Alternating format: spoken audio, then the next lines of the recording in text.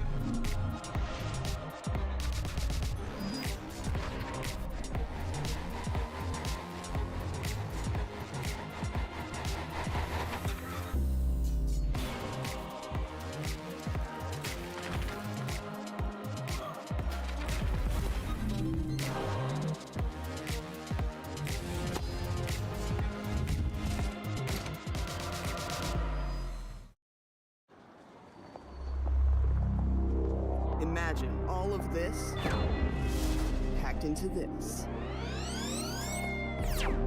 The new G16. Stunning views.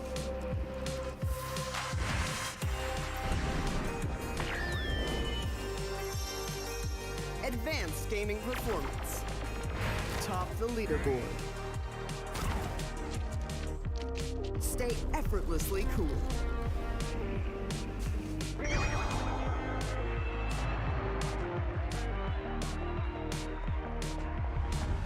G16 gaming laptop.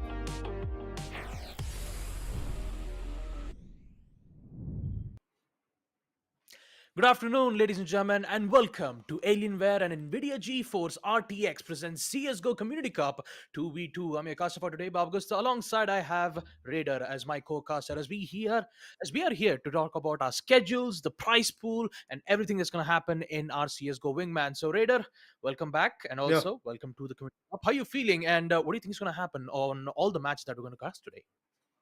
I'm excited to see. We are going to have some PO3s if I'm not wrong. So definitely looking forward to see how far the competition is going to evolve. It's a 2v2 type of situation. So definitely the coordination has to be there. The name already says it's a wingman match. So definitely we have to see how far the support system is going to work out for those individual guys. Yep, absolutely. We cannot wait. And let's not forget, the winner for the CSGO 2v2 tournament receives a free brand new Dell Inspiron 2-in-1 laptop. I mean, just imagine the Yeah. price of that one specific laptop. Let's take a look at the price pool itself because I have to talk about this. The first place for the CSGO 2v2 tournament will receive a brand new Dell Inspiron 2-in-1 laptop, in which it's per person. So since it's a 2v2, you get 3 laptops if you reach the first place. Second place, however, will get 2 backpacks. But in order for that to happen, they need to complete their best of 3 matchups in their first phase. And that first Yeah. phase is a single LM. So you basically only have like 2 chances. If you miss one of the chances, there is high likely a chance that you will be eliminated from the tournament. But if you reach all the way towards grand finals, it will be best of 5. Not only do we have our CSGO 2v2 tournaments, we also have Fortnite 1v1s and Brawlhalla, in which the winner for the 1v1s in Fortnite will receive an Alienware keyboard, Alienware mouse, and also 5,000 hmm rupees INR prize pool cash in total. The same thing goes to Brawlhalla as well. Alienware headsets plus 5,000 INR. But for now, let's just focus on our CSGO Community Cup 2v2 because that is where Right. most of the magic happens, folks, especially online in stream. So I'm going to ask you this question here, Raider. We have a lot of teams here, right? For now, the first Yeah. match that we're going to see around is Classic V versus Team DC. What do you think the maps that we are going to witness here in our 2v2 matchups? Could be Cobblestone, could be Boyard. I'm looking forward to it. That which is going to be the pick, and eventually how far the fights are going to push forward. Because this will be the first match for the day, and this will be the first match of this event that we are going to broadcast and eventually stream as well and cast. So I'm excited to see what is the potential of these guys because we have not seen them, and they're just there to actually take a part in this community and be the part of this Easy Presence Community Cup. And I'm actually glad to see what will happen, how far the competition will go, and about the maps, my speculations are not going to cut the deal. We have to see that how far the speculations are going to be right, and which other maps are going to be there. Is it going to be hard? Is it going to be the cobblestone or chalet will be there? So I'm looking forward to it. Yep. I mean, since this is a community cup, it's all like we get to see a lot of fresh new faces. It For kind of sure. depends according to the experience wise. We might expect to see a lot of new players trying to join in on the tournament. We also might have experienced players who's trying to compete Mhm. in this community cup. Everything is mixed and matched, but only the top will make sure to reach on towards the grand finals and receive their first place prize. And I'm kind of jealous, I'm not going to lie, because having a Dell Inspiron 2 in 1 laptop and me not being able to participate is I should have also registered, but still, all the best to all the players participating in this tournament. So yeah, the first match that we're going to have will be between Team Classic V versus Team DC. We already had our discussions about what kind of maps do we get. Mhm. Cobblestone Lake is mostly a map we don't get to see a lot, because every player Yeah. in CSGO usually just prefer to say no to Lake and just say yes to Cobblestone. And also, yes, I forgot to mention one thing: the CS:GO Community Cup is actually happening it's actually happening not online, but it's happening in LAN. And that LAN is currently being conducted in Dell Gaming Store, Nehru Place. It's currently in Delhi right now. So we're just currently here online, but the fun Mhm. is actually happening right there in Delhi. So if you're currently, if you're nearby in Nehru Place, go ahead and check it out. Check out the store as well. Nehru Gaming, actually, it's Dell Gaming Store, Nehru Place. That's where most of the tournaments is happening right now. All the three games, Counter Strike Global Offensive, Brawlhalla, and Fortnite. All three games are happening right now today itself. Not only today, we still have tomorrow, 14th and 15th. Yeah. Tomorrow, I believe we'll have our grand finals matchup in for the CS:GO Community Cup. But in order for that to happen, we just need to check exactly what's going to happen in our round of 32s, because we've seen a lot of teams already being eliminated out. We have Mhm. Team Drava versus Nujabes. It was 2-0. Nujabes proceeded to the next phase. And then we had, I think we'll also have our second matchup between Two Simple versus Dominators. And I can't wait to see that matchup. But yeah, all in all, this LAN event that we're going to expect, you don't have to worry about pings. You just have to worry about your skill, your strategies, and the communication is going to happen between you and your teammates. So it's always heavily focused on your strategies. You don't have to worry about pings, Yeah. absolutely nothing. Especially when you have a high-end laptop like Dell Inspiron, I'm pretty sure that the players out there is definitely going to have a fun time. Well, let's look into the map veto as well, because we have been talking about the first match to actually begin with, and eventually, I'm quite excited to see what the map veto is going to tell us, what kind of story it is going to tell us. So, Boyard, it is banned, and eventually, if we talk about the chalet as well, it is actually banned. And now, moving upper, the cobblestone is going to be the map, I guess, that we are going to pick. So, yeah, that's quite interesting. Yeah, it Oh, I really guess is. So, cobblestone is already done. according. Yeah. Mhm. Hmm. Yeah, according to the information that we've received from our production team, Cobblestone map number 1 has already been completed. So I Cool. believe we will proceed to map number 2, Dust. So the only question that we have is, did Classic we win Cobblestone or did Team DC? But I think I can predict exactly. Yeah, we just got confirmation that Team DC has secured map number 1, Cobblestone, which means we're going to expect short Dust in map number 2. Team DC has picked the map. They're already on match point and they are one map close to proceed into the next phase of the Community Cup 2v2. So Cobblestone is completed. Dust, if we get to see Team Classic we secure map Dust on map number 2, then we will see our ye old favorite map Lake. Well, looking forward to it, because if I talk about the dust map, it's quite interesting because you do have two sides to actually plant the bomb and eventually get that idea in your favor. The terrorist spawn is a little bit far away, so obviously the city side team is going to have that kind of advantage where they can gatekeep you. I mean, the terrorists, and eventually get some good kills and maybe secure the round as well. So obviously, it's really very important for both of these teams to actually put that kind of pressure. The team which has already got the advantage of winning the first map is actually going to secure the next round so that they can actually nail that final map in their favor, or else it is going to be the other team which is going to do the same and maybe secure one more chance to actually go for the match point, to actually go for the third map, and then eventually secure the win. Yeah, absolutely. Map number 2, Short Dust, will be an exciting one to look at, especially from both the teams. And I'm, Yeah. I'm pretty sure that there will be a lot of contestations being made right in towards the mid side. But all in all, we just have to wait and watch, see what kind of strategies that we expect from these two teams. Maybe we could see a force buy, maybe we could see some eco rounds being used. That could potentially be a make it or break it moment for both the T side or from the CTs.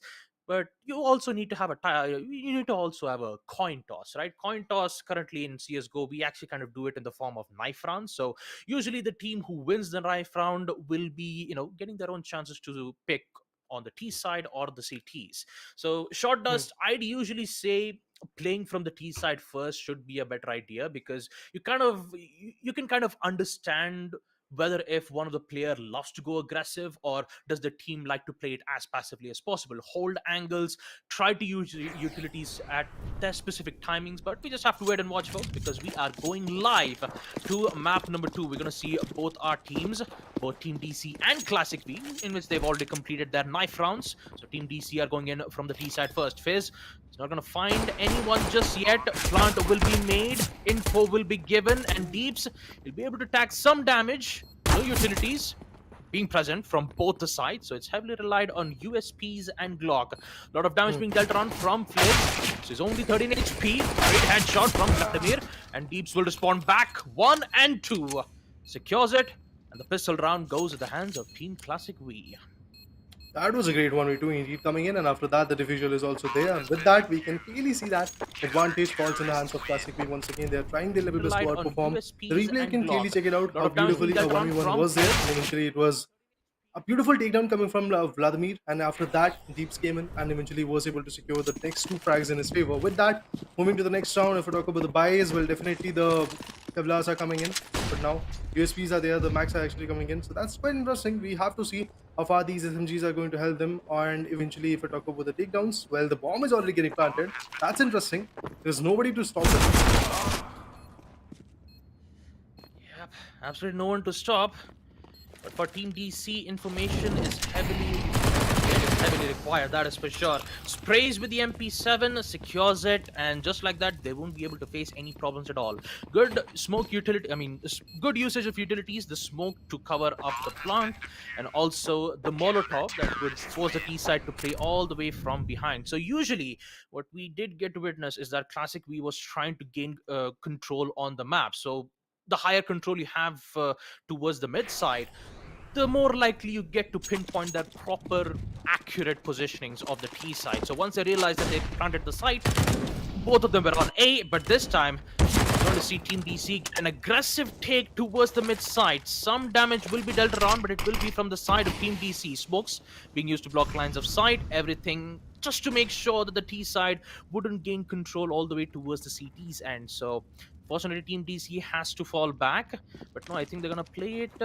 They're gonna play it very safely this time. They just wanted to, see whether if they can get an opening pick or not, but turns out they won't. But instead, they will give away a lot of positionings for Team Classic V. Smokes once again, flashes. This flash is actually huge, but there's no follow-up from Classic V. They have got proper information, but what a reply from Fizz. Pretty low on HP, but at least he secures one. Both of them are too low on HP, just 2 HP remaining. If he just secured two of those kills, it could be huge, but no, Vladimir just denies it very quickly. Man, that one Finally. could have been very huge for Dell for 1. That's the name, but still, Classic V almost had that 1v2 clutch, but since this was a bonus round from Classic V, they don't have to worry about their money too much. But I said, we'll figure that round on. Already from the start, I guess there is one downfall for the team known as Classic V. They have one good member that's going to be Dell Gaming Store 2 is already done. The other guy, Reeps, was able to do a beautiful 1v2 in the first round. I would love to see what he's going to bring to the table. Well, there we go. One player already done and dusted. Has got the beautiful guns in their favor. Fizz is there with the AK. Let's see how far he's going to push the aggression that is required. The bomb has already been planted. It's all about the time. It's all about the diffusion coming in. So yes, Deeps is trying to approach to the bomb. Maybe going to go for the diffusal. And Fizz is just waiting. He's just holding his breath. He's just waiting for the right moment. The mollies are also going in so that they can avoid the situation. And that's it. Again, Team DC backs out another beautiful round. It's a 2v2 situation coming in. We all know that Team DC is already having an upper hand in the best of 3 scenario. And right now, in this second match, you can clearly see that the equalizer is there. Only 16 rounds are there, so they have to be a little bit more cautious if they want to just bag out this second match as well in their favor. Or Classic P is going to get an opportunity to bag out the next match as well in their favor. Well, an aggressive attempt from Classic V, but that's failed eventually. But Deeps on the other hand might get the upper hand. There you go. Ball's been denied. And a second beautiful shot from the P250 Deeps. He will bring back the lead once again. Aggressive play style, definitely you end up getting those important kills. Not a single utility was being used. The bright side of it, he'll also get a free AK in his hand, which means for Team DC, they'll be having a lot of pressure though from his end. But at least they know for a fact that they'll be playing as safe as possible. They will try to get mid control, so having smokes could definitely help them in blocking those important lines of sight. Try to engage. Dell was just patiently waiting. They knew they will plant from the side, so he just had to wait for the plant.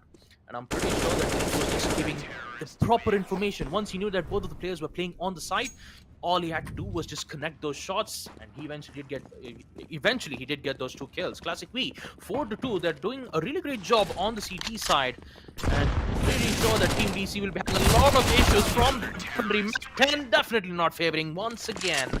And Team Classic V first half it's going pretty well for them. Yeah, indeed, they're looking quite strong, man. They have got 5 rounds in their favor. There is a buffer of 3 rounds, and eventually it's looking like that this match could be there in the favor. Otherwise, the only thing that Team DC can do is right now have a good strategy, give a strong comeback so that they can eventually create that downfall. The nades are coming in, the smokes are there, utilities are being used up. The M4 was contested by Vladimir, and that's it. Seems like that once again a beautiful comeback is there. Team DC is back with the 8th round in their favor out of the whole rounds that we are actually witnessing. So yes, that's quite good. The comeback was needed, and indeed they are getting that comeback.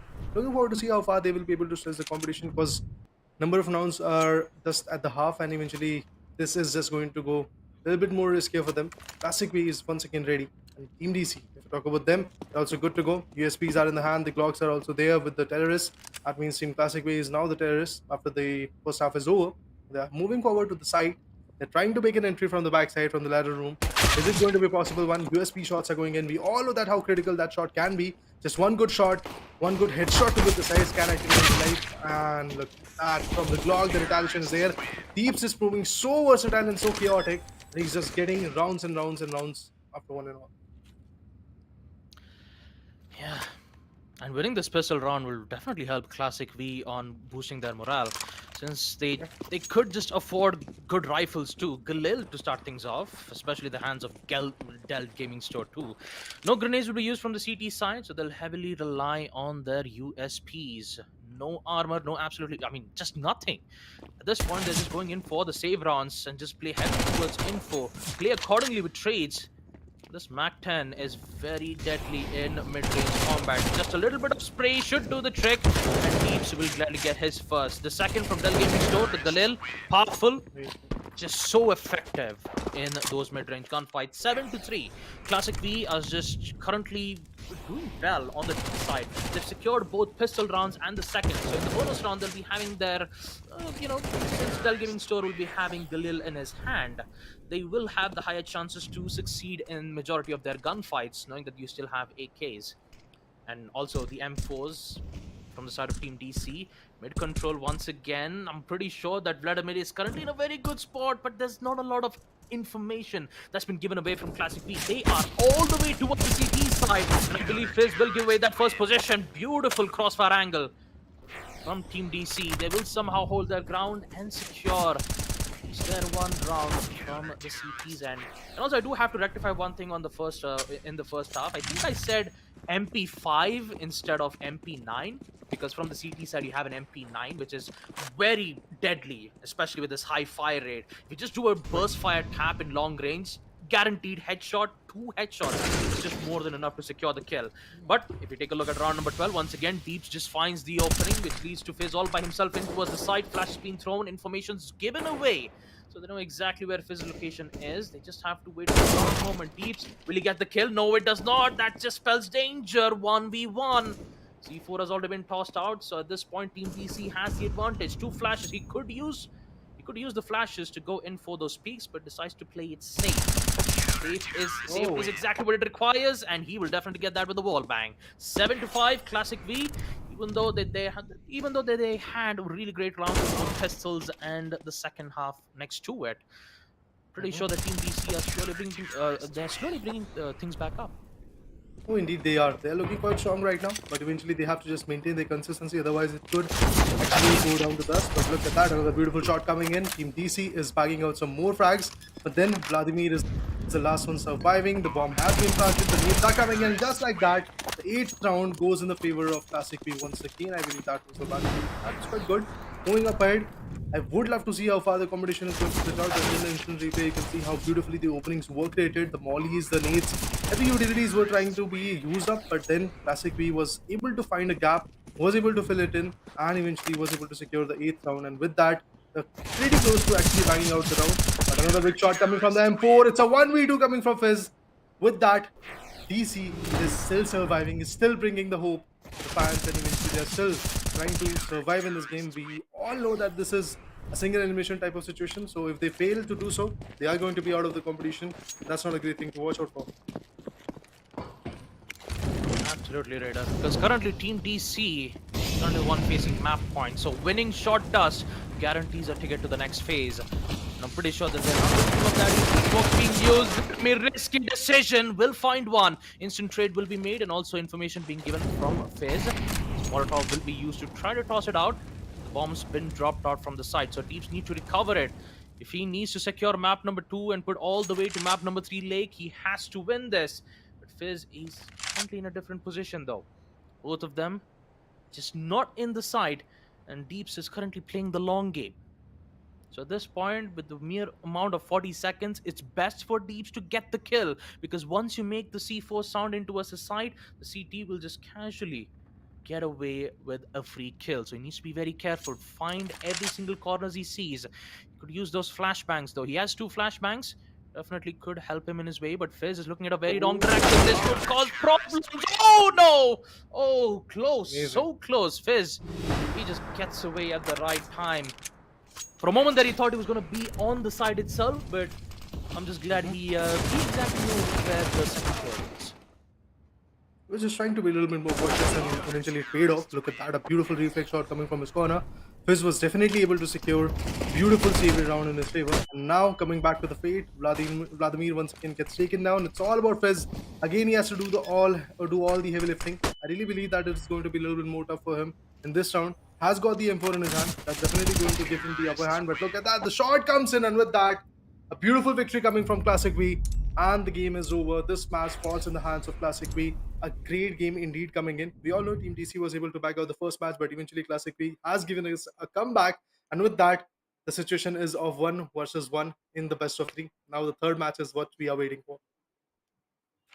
Yep, the third match has been opened up. Cobblestone is done. Sadly, we didn't get to see Cobblestone, but we eventually did get to witness Short Dust. And Classic V definitely, took care of that situation, which means that Map Lake will be brought out for the Community Cup 2v2s. Now, when you talk a map like Lake, there is a lot of angles where both the CTs and Ts needs to be very careful about. So let's take a look at the highlights once again. Short Dust, Classic V.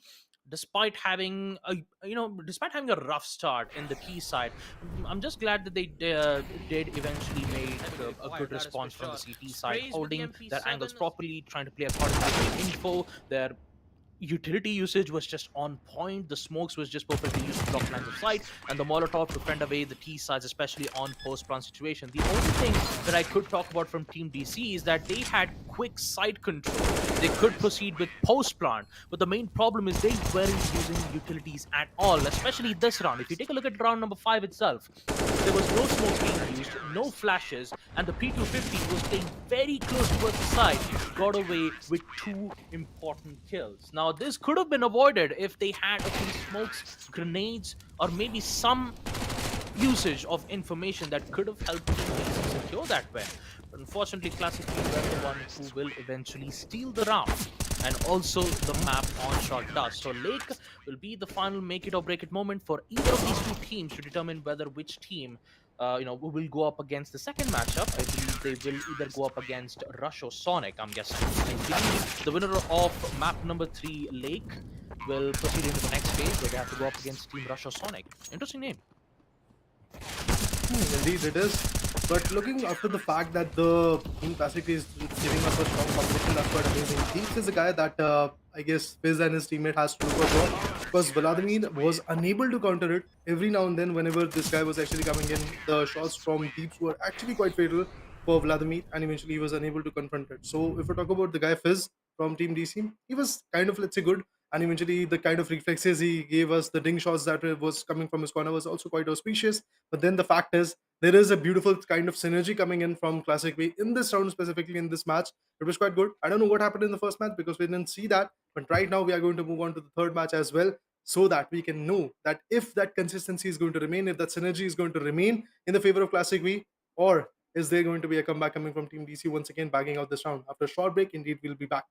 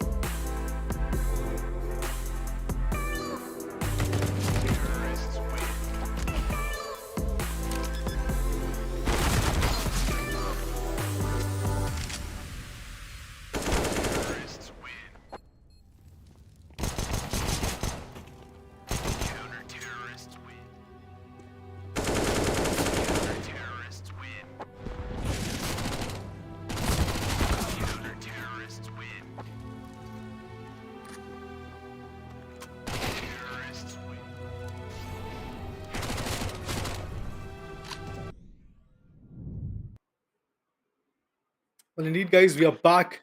Welcome back to the Alienware and NVIDIA GeForce RTX Presents TC Community Cup of the first ever, which is actually at the first ever Dell gaming store in India at the Nehru Place in Delhi. I'm quite excited to see that what will happen in the next match, because Team DC, well, they were trying to put up a show, but eventually Classic we were a little bit more ahead of the competition in this matchup. Looking forward to see what happens now.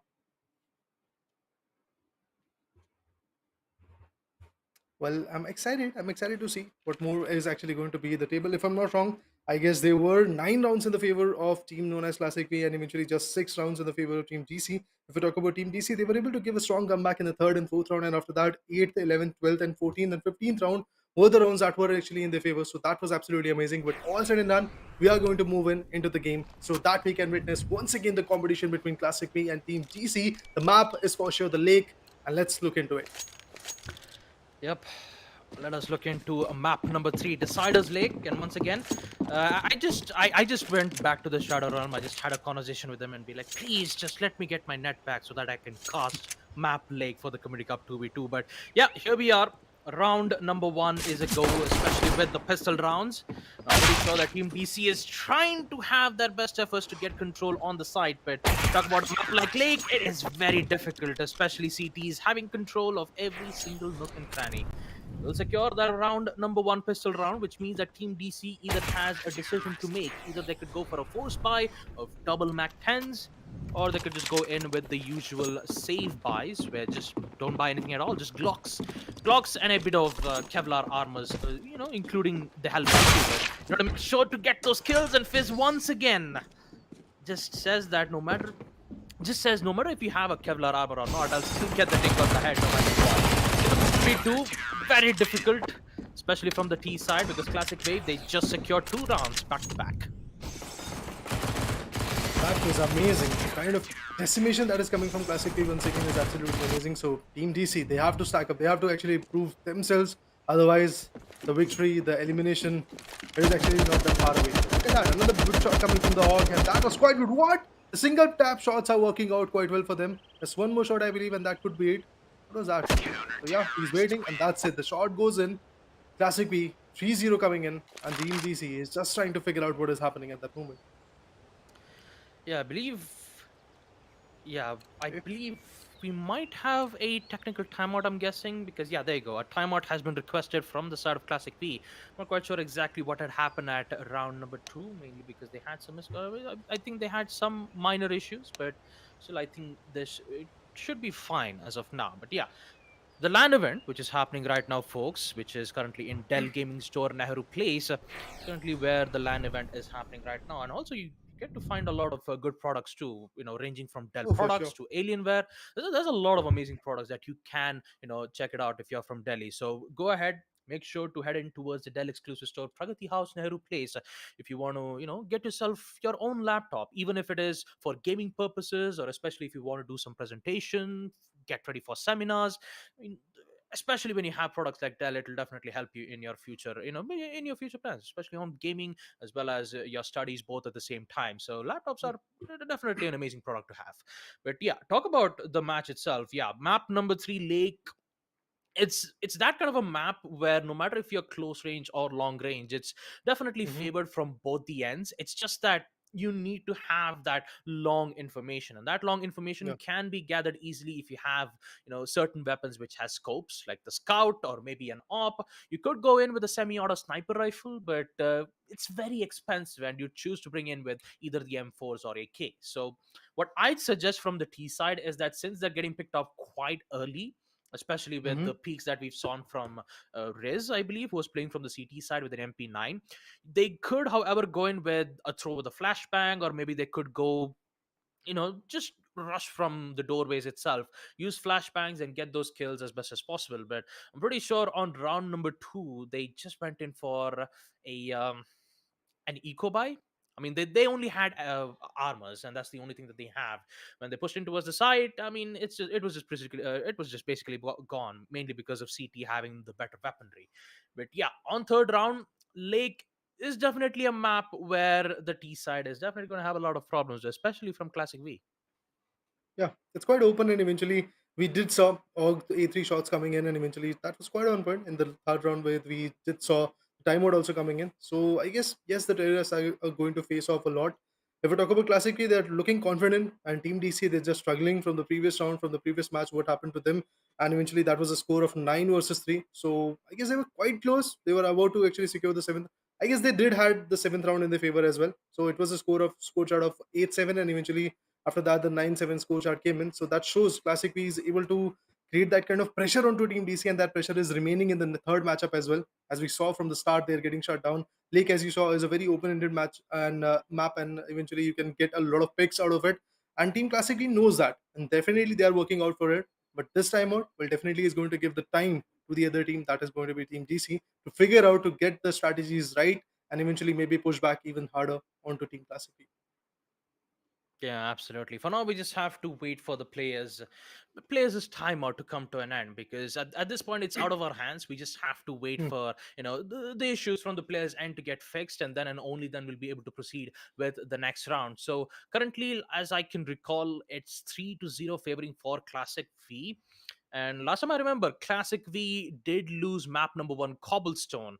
I'm pretty sure. I mean, we didn't get any matches or information regarding to map number one, but I'm pretty sure that we might be. I think we might have to take a short break for map number two to happen. So Yeah. just hang in there, folks. We'll be back in like a minute or two. Don't go anywhere.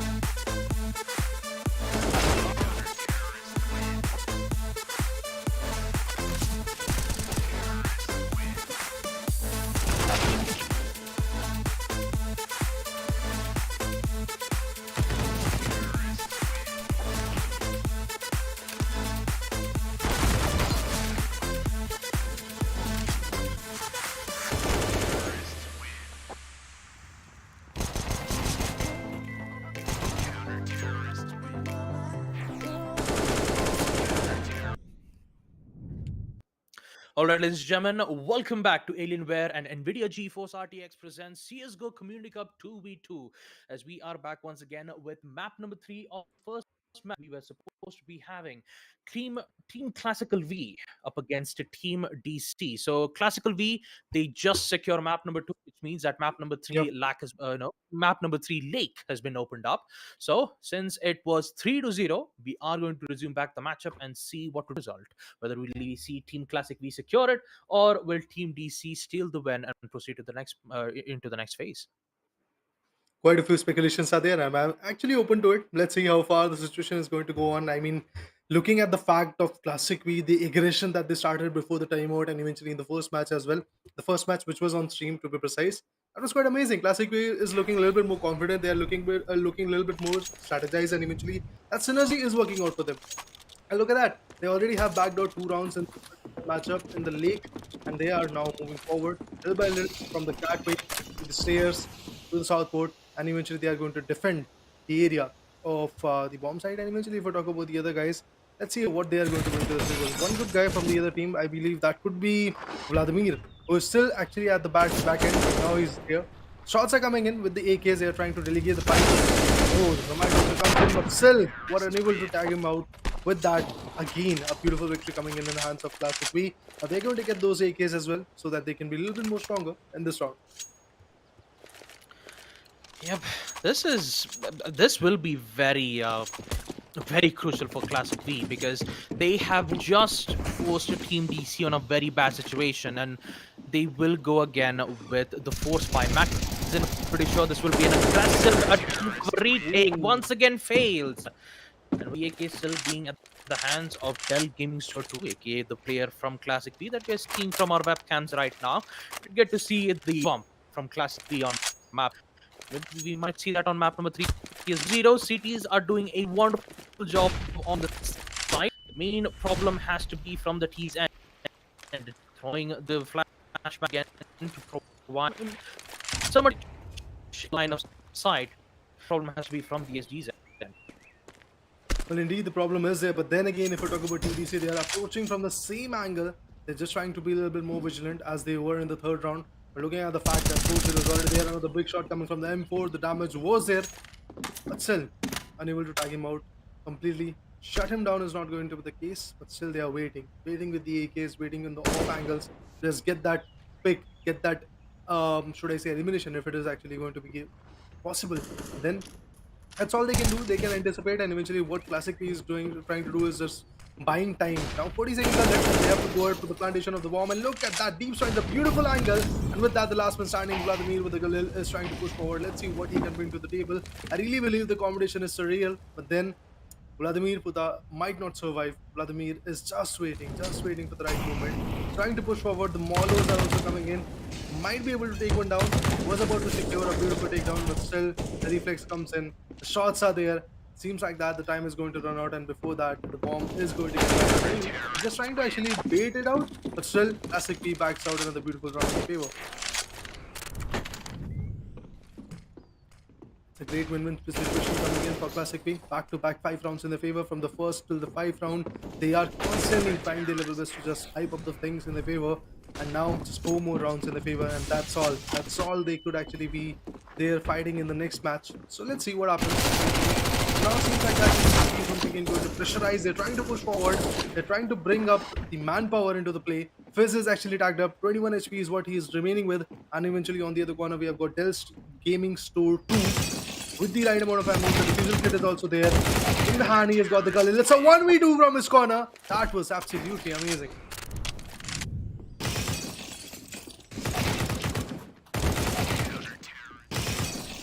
Another big round in the favor of Team Classic V. Back-to-back 6 rounds in the favor. Seems like that they have decided to just go out on a violent way and eventually secure as many S points as possible. So yes, it's a 6-0. Yes, they have secured the second match out of the best of 3. So looking forward to see what happens. Oh, another good shot could be there. The tap shots coming from the AK are working out. The damage was there, and finally Dell Gaming Store was taken down. He did a 1v2 in the previous round, but right now he's suffering with another big loss.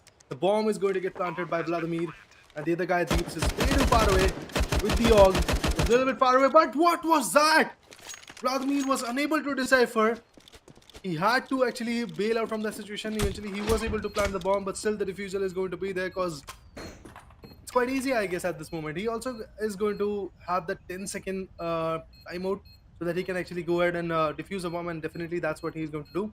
I guess you guys are enjoying the competition that Classic P is trying to put forth against Team DC. But yes, Team DC is looking a little bit more worried because they have to secure another 7 rounds at least to just compete, or should I say, put themselves at an equalizer stand against Classic P. But seems like that Classic P is looking a little bit more comfortable. As you can see, 7-0 is the score, 2 more rounds, and right now Classic P is fighting for the team for the actually match point. Yep. Match point is very close for them. It's Mhm. 7-0, and then the last round will be even much more tougher. Again, the high ground potential from the house itself proved to be very efficient for from deeps. And the AUG is such a powerful weapon in that long range. 8-0, one more round, and we could see Classic V proceed into the next phase itself. So the first half is already done, and Team Yeah. DC, they are feeling the pressure right now. Oh, indeed, the pressure is there because back to back, 8 rounds out of their hands. Being the terrorists will definitely, it could have actually given them the advantage of securing some good diffusals and securing some good plantations, and eventually uh, could have been aggressive, could have been quite chaotic, but eventually that is not the case. Classically is the one which is getting the advantage out of it. And right now, Vladimir is just waiting. Fizz with a beautiful USP shot. That was a very good incoming in. Dell Gaming Sword 2 has been wiped out of the face of this map. Lake, it's a very crucial map, and definitely, as you said, Baba, that we don't see this map that often. And seems like that Classic V was ready for this map because look at the rampage that they are putting forth. Because 8-0 is what the score is telling us. Vladimir Puta is waiting, and he's the only one surviving. And from the other corner, it's Zeeps, and we have seen Deep doing a 1v2 altogether by himself. So obviously, looking forward to see can he repeat history once again. Gets spotted, but still a beautiful reflex coming in. A 9-0 with that, a complete shutdown from Classic V comes in. Team DC was even trying their level best to actually come back with some good shots, but they were failing to do that. And at the end, a 9-0. That was devastating, man. Yep. A 9-0 win for Team Classic V, as they will go to the next phase where they will fight up against Team Rusho Sonic. Team DC, on the other hand, they've only secured one map, which is on Cobblestone. I'm quite saddened that we didn't get to see the first map, but map number Yeah. 2 and 3, we did get to see the end result of that, and it will be Team Classic V who will win their first matchup nonetheless. So congratulations to them. They are, you could say, more than a step or two closer on getting the spot on the grand finals. They could either win 2 backpacks, or they can just go all the way up and just go all the way up and beyond and get themselves a brand new Dell Inspiron 2-in-1 laptop. So let's take a look at the highlights once again on map Lake. A flawless match win on Lake, 9-0, where Classic V was just having a field day in this particular matchup, folks. They were not even struggling, to be precise. They were getting some good shots from the corner. And look at that. Beautiful AUG shots also came in. And with that, if we talk about the late side angle, Team DC was trying their level best to get as many as angles as it was possible. And in some rounds, they were also quite close to wiping out Team Classic P, but eventually that was not the case. Look at that. Deep and Dell Gaming Store 2. Those two guys were absolutely confident when it comes to their synergy, when it comes to their, I guess, picks coming in. That was absolutely amazing. Look at that. That long shot coming from Deeps beyond that house from the areas of CT Rock. That was so amazing. I mean, I don't know what happened at that moment to the terrorists. They were unable to decipher, they were unable to get that idea at where the shots are coming from. And with that, 5 or 6 bullets were actually there onto their face. And eventually, with that, the shutdown was also there for Team DC. So, yeah, a flawless round indeed in the favor of Team Classic P. Looking forward to see what kind of competition they will bring to the other team, Russia Sonic.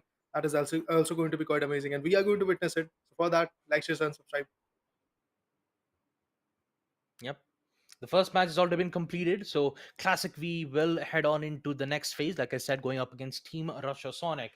So I believe I Hmm. have the brackets right here with me. So coming off towards round number 2, where most of the matches are going to be best of 3. So either we might see matches between Team Rush B versus Nujabes, Nujabes. We could see Venat House versus Valiance, Z Blue Esports, or Team Purple, Elo Eating versus ARG. And then I believe we have another match, which is between Motu or Patlu versus Virtual Directors. All Sometimes right. when it comes to those 2v2 community matchups, you just love to add your own specific name. So I'm pretty much excited to see what Motu or Patlu is going to help us. To see, we might be able to see those talents being excelled at in 2v2, community cup for CS:GO. But we just have to take a short break once again, folks, because we will head back and talk about the second matchup. So until then, we'll be taking a short break and we'll be right back.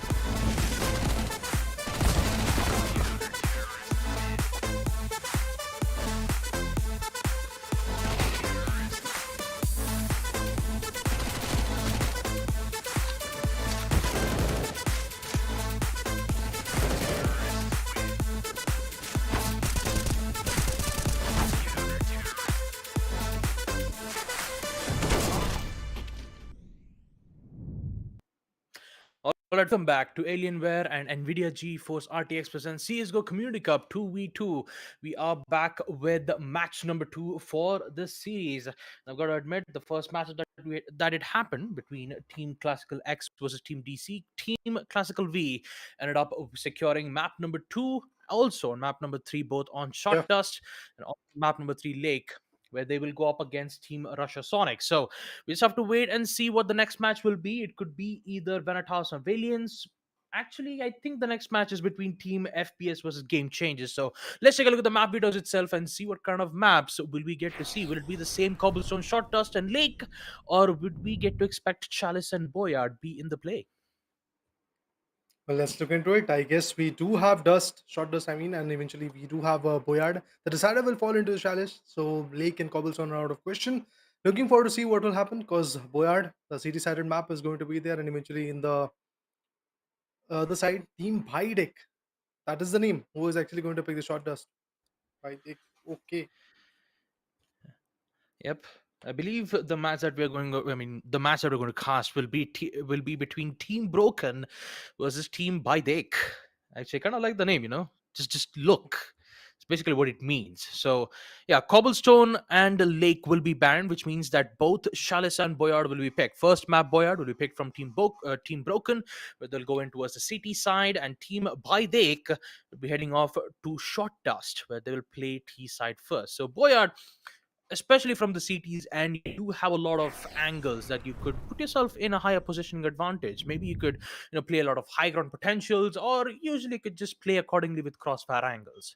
The main important thing that you have to focus or worry about has to be the utility placements and the way how you play to your team accordingly, because the previous match that we'd expected was more likely a lot of individual gunplay. Sure, the smokes and grenades were really put a lot to good use, especially in Short Dust.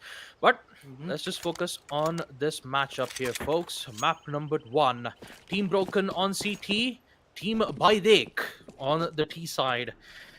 I'm really quite excited to see what these teams have in stores for us. Well, let's see. USPs are there along with the Glock. Some smokes are going to come in so that they can create the art of deception and maybe push forward to plant the bomb.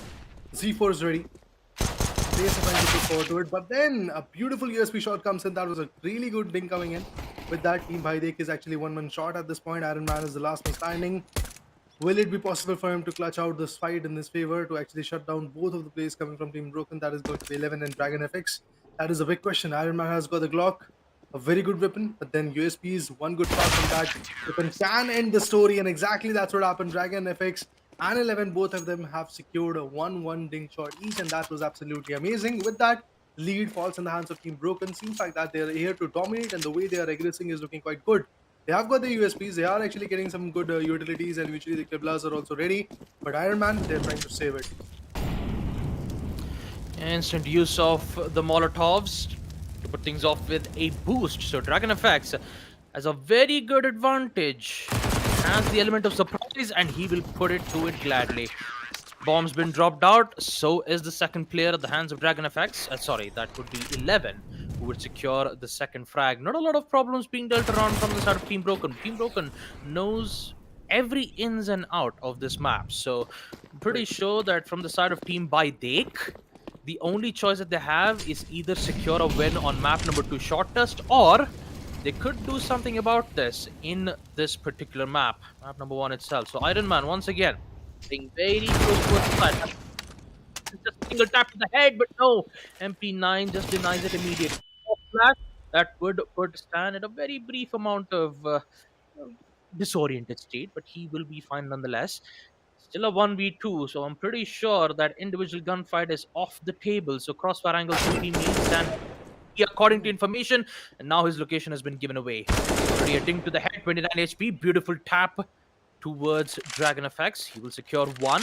Not a headshot though. But Stan is very low on HP, 17, whereas 11 is full. But the thing about AK-47 is that it just requires a tap to the head, and it relies heavily accordingly with info. This will be a tough one though, because at the span of 30 seconds, all 11 has to do is just play patiently with time, and he will get it without any hiccups. A 3-0 coming in. Seems like that the flawless start is there for sure for Team Broken, and they are actually breaking up Team Bidek. But then Bidek might be able to actually give a strong comeback in the next few rounds, which is going to happen quite soon. And the replays, you can check it out beautifully. Team Broken is actually trying to exercise a kind of dominance, and eventually that aggression is working out for them. Eleven is having the M4s, and eventually if we talk about Dragon FX, he has got the AK. The bomb is already getting planted. The terrorists are looking good, but then pressure is there. The bomb plantation has been stopped at the mid. But still, the guy from Bhaide, Iron Man, is trying to fake it, but still nothing happens in the favor of Team Bhaide. And with that, a 2-0 kind of situation coming in. Double kill for Dragon FX, and that was quite amazing. Dragon FX actually was quite patient and knew he gets the opportunity. He was able to actually capitalize on it. That's the great part in this community cup, that we are looking at some bright stars trying to outshine each other and eventually go for the prize pool, go for the dual laptop that is actually there, the 2-in-1 laptop, Dell and NVIDIA. That is absolutely amazing. But once again, the smokes are there, nades were there, but despite of that, the bomb has been planted as the T-sided team. Bidek is looking confident a little bit more at this moment, and if we talk about the smoke coming from 11, they're trying their level best to go for the diffuser, but before that a shot comes in. Dragon FX has been taken down. The guy who did a 1v2 in the previous round is already done. And the shot coming in. With that, Bidek finally was able to showcase that, look, we are back. Yeah, Team Bidek, they finally secured their round on attack. They just need to keep it going if they want to keep Team Broken at a very broken. Say broken. I'm definitely thinking about that because currently we see Dragon FX buying an expensive op. So this would be a very risky round to make. And Iron Man will definitely secure one of the kills. 11 has been donned, which means that only Dragon FX remains. Has control of the high. All it requires is just a single shot to the body to secure the round win. Plant will be made in a very soft spot. I believe a dink will be made towards Stan. One, but Iron Man will be there to head in for the plant. Plant once again, a span of 60 seconds. Still has a defuse kit. He could waste a lot of time on his end. But having an open hand, if he misses his first shot and Iron Man still ends up being alive, he could use that advantage to secure it. Smoke's being thrown out, try to flush out the T side, maybe hope that they could get a kill or two, but no, Iron Man decides to stay in the smoke. All right, that is smart. Dragon FX, no idea on where the T side is, but oh no, he might not be able to get it. No, Iron Man, he doesn't get it. Pistols, he gets it. Dragon FX, does he have time though? 5 seconds. No, he does not. Oh boy, Bidek just played perfectly according to time. And I'm pretty sure that Team Broken did not expect to see a hiding Iron Man towards the smoke in the default plant. He was just waiting for the right opportunity, and eventually he did got it, and the guys coming from Team Broken was able to actually shut him down, but then the timing was not adequate. Another shot coming in, and even gets shut down, and Dragon FX has to once again go for a 1v2. It's tough, but then eventually we have seen Dragon FX doing that in the first or second round, I believe. Again, the bomb is getting planted. Dragon FX is going to push forward a bit more. The USP is in the hand. He's waiting. He's just trying to hold his breath. Maybe get an idea, but once again, a 4-3 coming in. Bidek is looking quite confident in this particular matchup, and seems like that the equalizer could be there in this round. And for that, Team Broken has to put everything that is there in the kind of stance and eventually pull themselves up again. Otherwise, Bidek is also looking quite good, and they are being quite aggressive. They are being quite decisive. Their strategy is working out right now. The kind of energy that we demanded was actually there in the first 3 rounds, in the previous 3 rounds to be precise. But right now, some more smokes are coming in. There were utility damages from the other team that is Team Broken. Look at that, Stan is having 63% HP, and eventually we talk about Iron Man. That's 84. The bomb is already planted. They are actually having an advantage at this moment, because now Team Broken has to find a way to first of all kill the enemy and then eventually go for the diffuser. But before that, 11 gets tracked down, and at the same moment, Dragon FX was able to give a beautiful trade. And now finally, it's all about Dragon FX. He's waiting for the right moment. A fake diffusal comes in. Now the player is going to push forward. Stan is the guy with the AK. It's AK versus M4. Let's see what kind of confrontation is going to pay away. A beautiful shot, a beautiful reflex comes in. With that, a 5-3 is what we have at this point. Yeah, even though Stan stole the thunder from Dragon FX's Zeus 24, round number 9, I'm pretty sure that Stan Stan definitely did get a taste of his own medicine. Dragon Effects securing that 1v2 clutch in post will make sure to put Team Broken in the lead in the first half, 5-3. And I'm pretty sure that we still get to see that from the cam. I believe it's either Dragon X or 11 who's just saying, yes, I know that the Zeus 27 did not work, but this time, second half, maybe I might get one. Dragon Effects, interestingly enough, 2 flashes already. It's going to place it all the way towards the side itself. One pop flash doesn't affect Iron Man. He's patiently waiting. The USP, such a dangerous weapon in close range, will dink maybe towards the body side. Very low on HP, just 75 HP remains towards the T side. Second flash is being used, and the only thing that's left is just the smokes. Will block some certain line of sight. They will proceed with the plant. Maybe a fake plant could help, but do they know any information regarding Stan's whereabouts? Certainly has the high ground potential. Informations will be given from the peak. Won't be able to get the kill nonetheless. So they will secure this post plant. And now it's time for Team Baidek to see whether if they can salvage this round or not. Pistol rounds are very crucial for both the sides. And 11 is going to play it as patiently as possible. Head shot towards Dragon Effects. Crossfire angles being made. 11 gets the second. 6-3. Team Broken put themselves in the lead in the second half. Well. Broken is definitely having the lead. They are actually having the momentum after the, I believe, 7th round and the 8th round as well. They did actually quite amazing. The comeback was absolutely amazing, and eventually with that in the 9th round also, it was Team Broken. But finally, there is a timeout coming from Team Bahadik. They want to re-strategize. They want to actually figure out what is happening to them, because they did had a very good momentum in the 5th, 6th, and if I'm not wrong, 8th round. That was quite amazing. This kind of momentum is obviously going to flourish a lot. But then at this moment, that timeout can actually make or break the situation out of the hands of Team Baidek, or it could be a beautiful vice versa situation coming in from Team Broken as well. So they are waiting. They are quite ready to actually put up the show. But yes, the aggression is what I'm actually looking at. Yeah, the best thing about the community cups is that you'd always have fun, you know? I mean, even if you take a look at the face cams itself, you can literally say that all 4 players, 11, Dragon Effects, Stan, and Iron Man, they're just having a field trip right now in the first map. And they're having, I'm pretty sure that they're thinking about strategies right now. I mean, since it's a timeout which's been requested, we did get to see Stan kind of disconnect, and he eventually did reconnect back to the game itself. Now it's just all fun and games, you know. But when it comes to a tournament which has prizes on the stake, round number, I mean, the winner of the team will Yeah. receive a brand new Dell Inspiron 2-in-1 laptop, which is very expensive. Let me tell you that.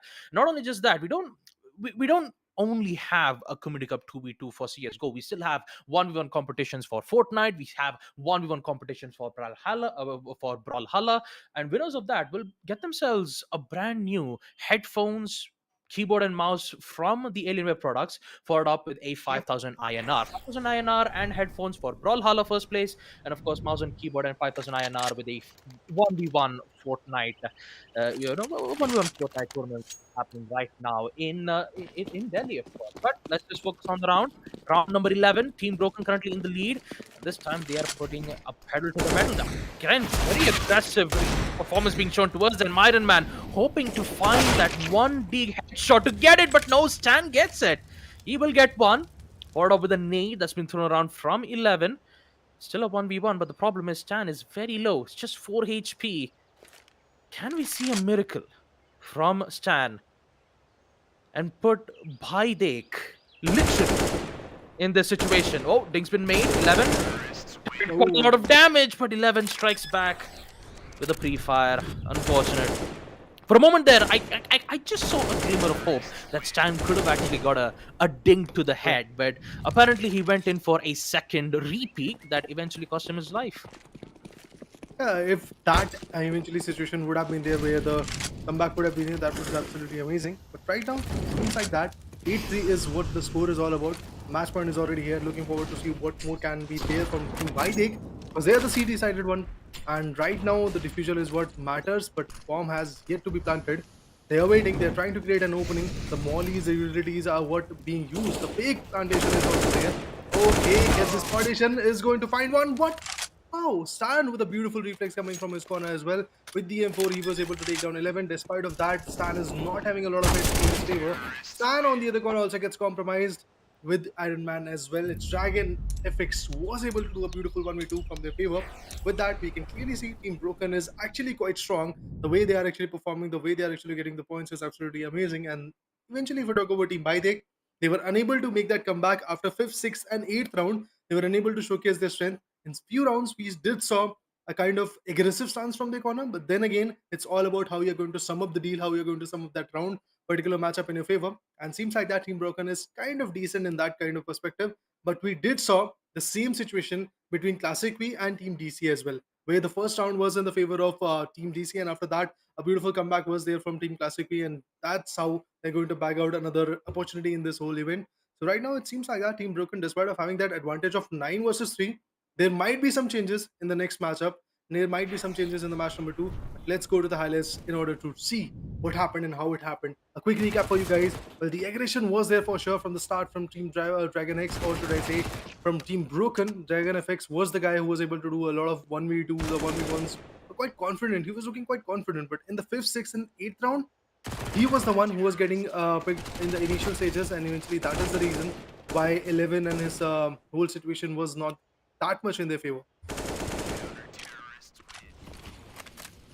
Yeah, I'm pretty sure both Iron Man and Stan were like, bhai dekh, I'm pretty sure on map Boyard did go. But Short Dust is ours, because it's the map that we picked, and I'm pretty sure that we're going all the way towards Map Chalice and map number 3 Deciders, and it could be a possibility. I mean, even if you take a look at the second half itself, we did get to see Stan almost securing 2 kills with the D, right? The one of the D, which it did convert to the headshot. The second eventually could not because of an unexpected peak. He had to take the risk. Unfortunately, he couldn't secure the kill nonetheless. But for Bidek, they still have one final chance on Short Dust. I'm pretty sure on Short Dust, you could say the odds are even from both the sides, for both Broken as well as on the side of Team Bidek. But all in all, it just heavily relies on who gets the first frag, who gets to do the crossfire angles, who gets to win the trade in order to put themselves back in the advantage. And I'm pretty sure the Team Bidek will be having some major issues from that, specifically from the gunfights that they have lost either from 11 or Dragon Effects. And let's not also forget that Dragon Effects did secure a miraculous 1v2 clutch. So Team Broken, although first half they did had some shaky endings in the second half, they did eventually secure map number 1 Boyard. But the difficult question that I have to ask for them is that, can they secure Short Dust? Team Bidek are the ones who have picked map Short Dust. And if Team Broken decides to, break down Bidek's strategy and understand who would be that one particular player who would go aggressive, who would like to take those risks, and if you eliminate that particular person, maybe we could see them secure it. Maybe we could see them, secure 2 maps, and this could high likely a potential to end things off on a 2-0. That could be the case, but I'm just waiting on the opportunity. I'm just waiting on the aggression that might be there in the next round. But before that, in this highlights, you can clearly see how the start was there, how the ending was there, and eventually a beautiful stance was there from Team Bidek in the few rounds that they were able to bag out in their favor. But after that, I guess Team Broken, after the timeout, Team Broken was quite decisive that they're going to bag it out. And eventually, after the timeout, if I'm not wrong, not even a single round was there in the favor of Team Bidek. So that's how crucial Team Broken was trying to play, and that's how aggressive they were. The strategy was working out for them. Moving up ahead, I would love to see again a consistent gameplay coming from both of the teams. If Bidek is going to be a little bit more aggressive, a little bit more strategic, and eventually if they are going to get the POV right in their favor, then they might be able to bag out the second match of the best of 3. Otherwise, this could be the end of the road for them, because we all know it's a single elimination, and the prize pool is just absolutely amazing as well. Dell Inspiron 2-in-1 laptop for the first 2 players, the first team which is going to be there. The champions are going to get it. 2 laptops are there at the stake, and then eventually at the second position, the runner-ups are going to get the backpacks. But for reaching out to that position, you have to compete, and that's what exactly Team Broken is trying to do. And they're just eliminating every single competition that is there in front of them, and that seems quite lovely. Yeah, it definitely is. And the best part about it is that it's happening in LAN. It's happening in Dell Gaming Store, Nehru Place, which is currently in Delhi.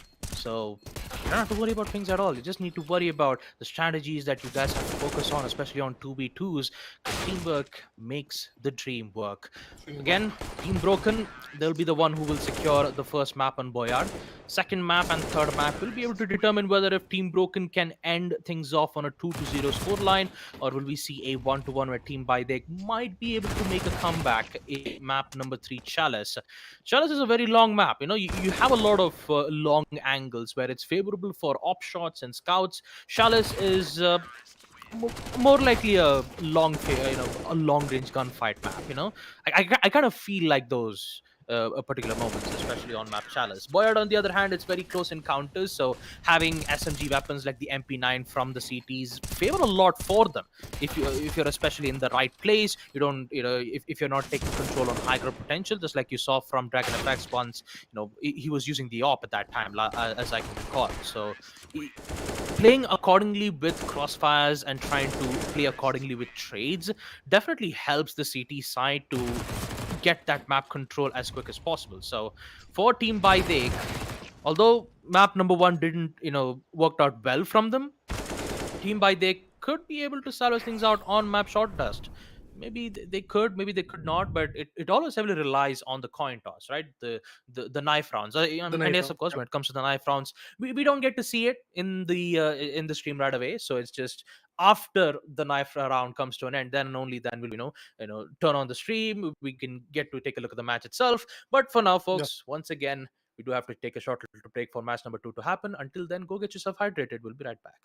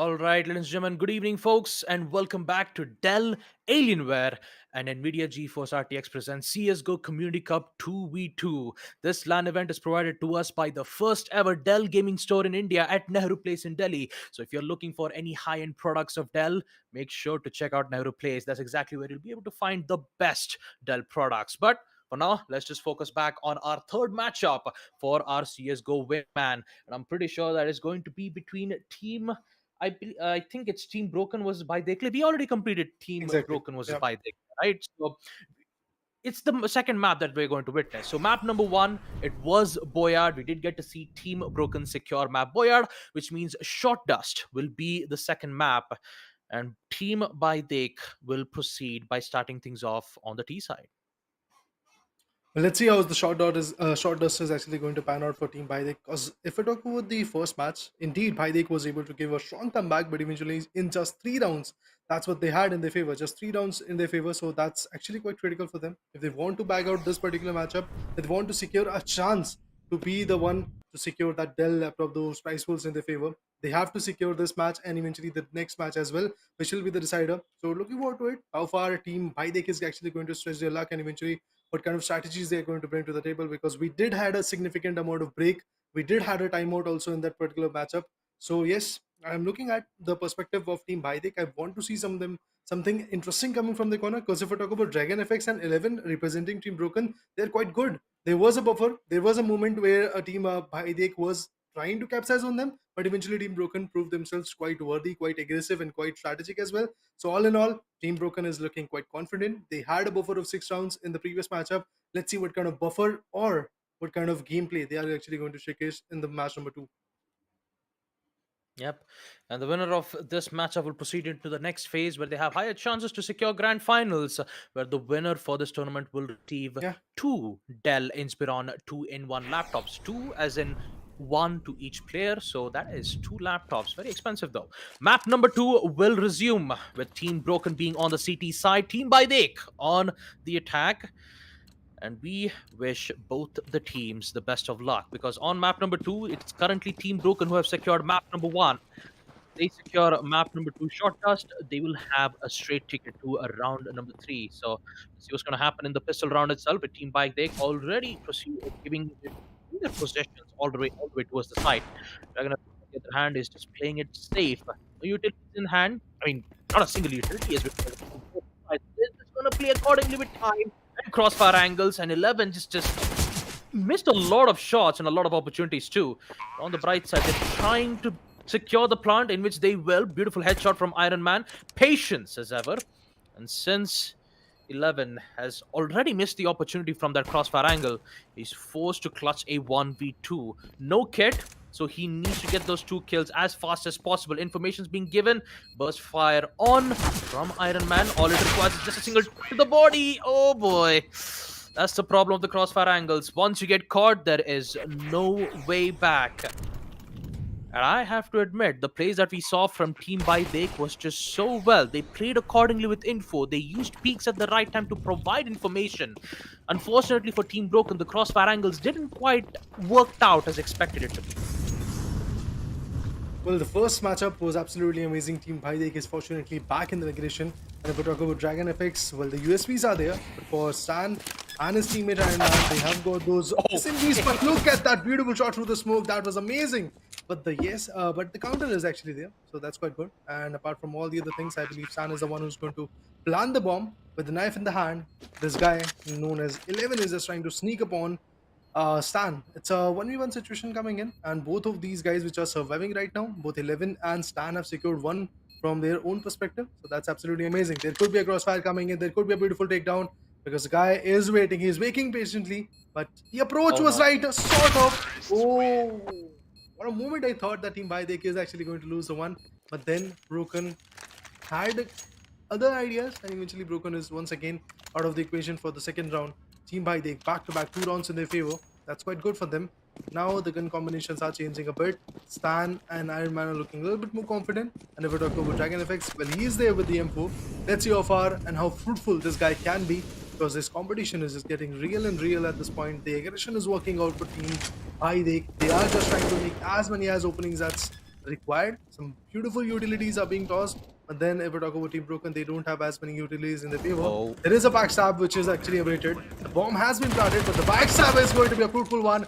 With that, the diffusal is the only thing that is remaining right now. Team Broken finally made their way in the Sunshine Arena. Man, round number 3, I just loved how Stan used the boost while Iron Man was busy planting the C4. So he just took the boost all from the boxes to the other to hold out the long side from the side itself. And then in the previous round, we see Team Broken go all the way towards the flank side, just staying from the mid, let the T side get control from the side. They are doing a great job in establishing crossfire angles. Although in the first round they couldn't get to secure those kills, but they did eventually secure it in round number 3. So once again, post plant, they have necessary utilities to counter it. They could go in for a smoke defuse. They could use some grenades to deal major damage. They even have flashbang, but they need the information, so they could do it via a peek. And that will be the make it or break it moment for Team Baidek. They've already secured 2 rounds, the pistol and the AK. Now they're going in for a smoke defuse. This is such a risky approach. They have a fake. He's going in for the... He gets it. Oh boy! Not Stan, it's actually 11 who gets the defuse. My god. I mean, this is the absolute definition of pros don't fake, just go in for a smoke defuse, let your teammate focus your back. And even with Stan, which he knew that they were going in for a defusal, he had no idea exactly where the player would be. So very unfortunate. If he had a grenade, that could have at least helped him in narrowing down the positionings, but that is definitely going to put Team Broken at a 2-2 equalizer.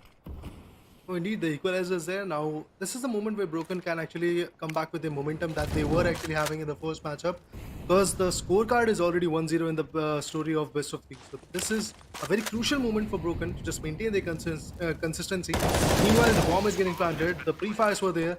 Random shots getting in the smokes.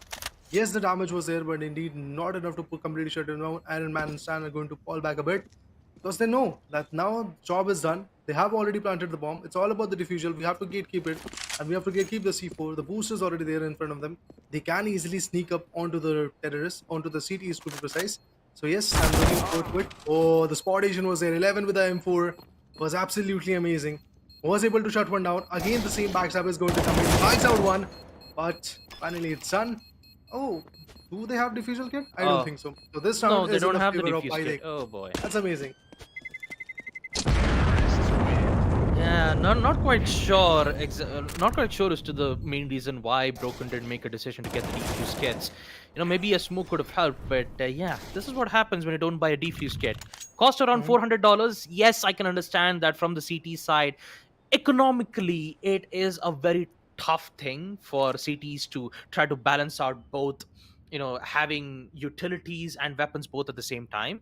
So I can understand why they made a decision to not get the defuse kits, but they had a lot of money, right? I mean, especially from Dragon FX, he had almost like $4,000. He could have at least bought a defuse kit so that he could at least secure round number 5.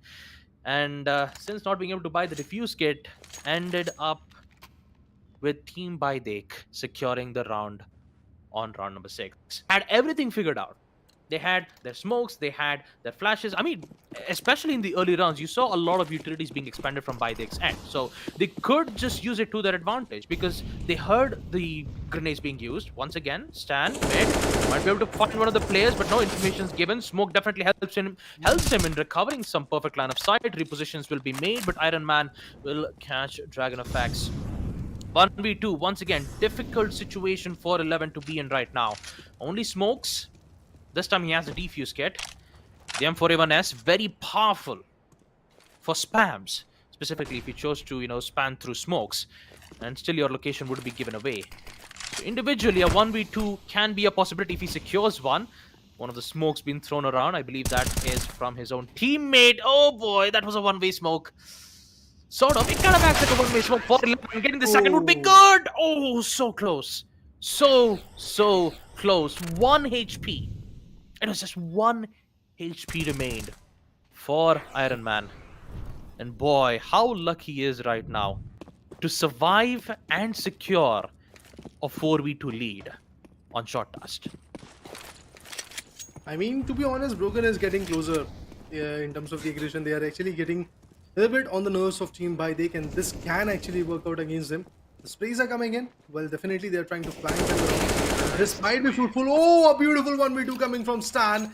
This was absolutely amazing. A ding shot, and with that, a beautiful support system coming from Aaron was able to actually bag out the other guy as well. Now, every now and then, I guess it seems like that Team Baidik is just putting their pressure onto Team Broken, and Team Broken is just unable to answer the way it is needed to, because they are the CD-sided one. They are trying the level best with the strategies, but look at that. Again, the spottitions are there. Now, they know where the plays are. The mollies are going to be there. They're trying to predict it, but Iron Man gets taken down with a beautiful farmer shot coming from 11. And with that, now the tables have turned. Seems like that it is a 1v2 situation that has to work out for the team known as Baidik. And Stan is the guy who was able to do a 1v2 in the previous round, if you guys remember. So again, we are looking at it. If a 1v2 is going to be possible, Stan is cautiously making his way in the A side, in the bomb side. But with that, again, Team Broken is finding that momentum, finding that gap, which was quite important, to be honest. And with that, I guess we can clearly see it's a 3v5. And there is a buffer of 2 rounds, but still, the change, the shuffles is what we are waiting for. Yeah, there you go. T side. It's time for Team Broken to see whether if they can win the pistol round and put themselves back in the lead. And also securing map number 2 short dust to put themselves into the next phase. So smokes will be used, so will the Molotovs. Again, smoke plant, and this could cause Baidik in a very difficult situation though. They don't have any defuse kits, and I'm pretty sure that T side will be playing accordingly to time with the help of Dragon FX's Molotov. So he'll be playing safe. And one of them will be playing all the way towards the other side. Oh no, he gets caught out at the wrong time because Iron Man. Oh boy, he's just going to play it so well.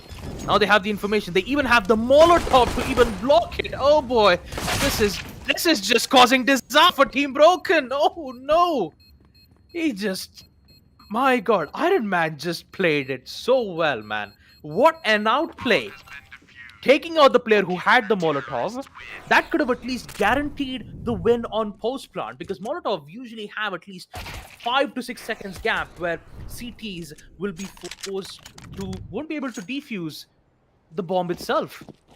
And that definitely hurts them a lot, because Baidik, it stays true to their name, 6-3. Unfortunately, this time the Molotov doesn't hit exactly where they wanted it to. Boost will be made from Iron Man. And oh boy, Team Broken, they are definitely not going to be happy about this, because they are currently in a broken bye. Diggs and Tech9s. 11.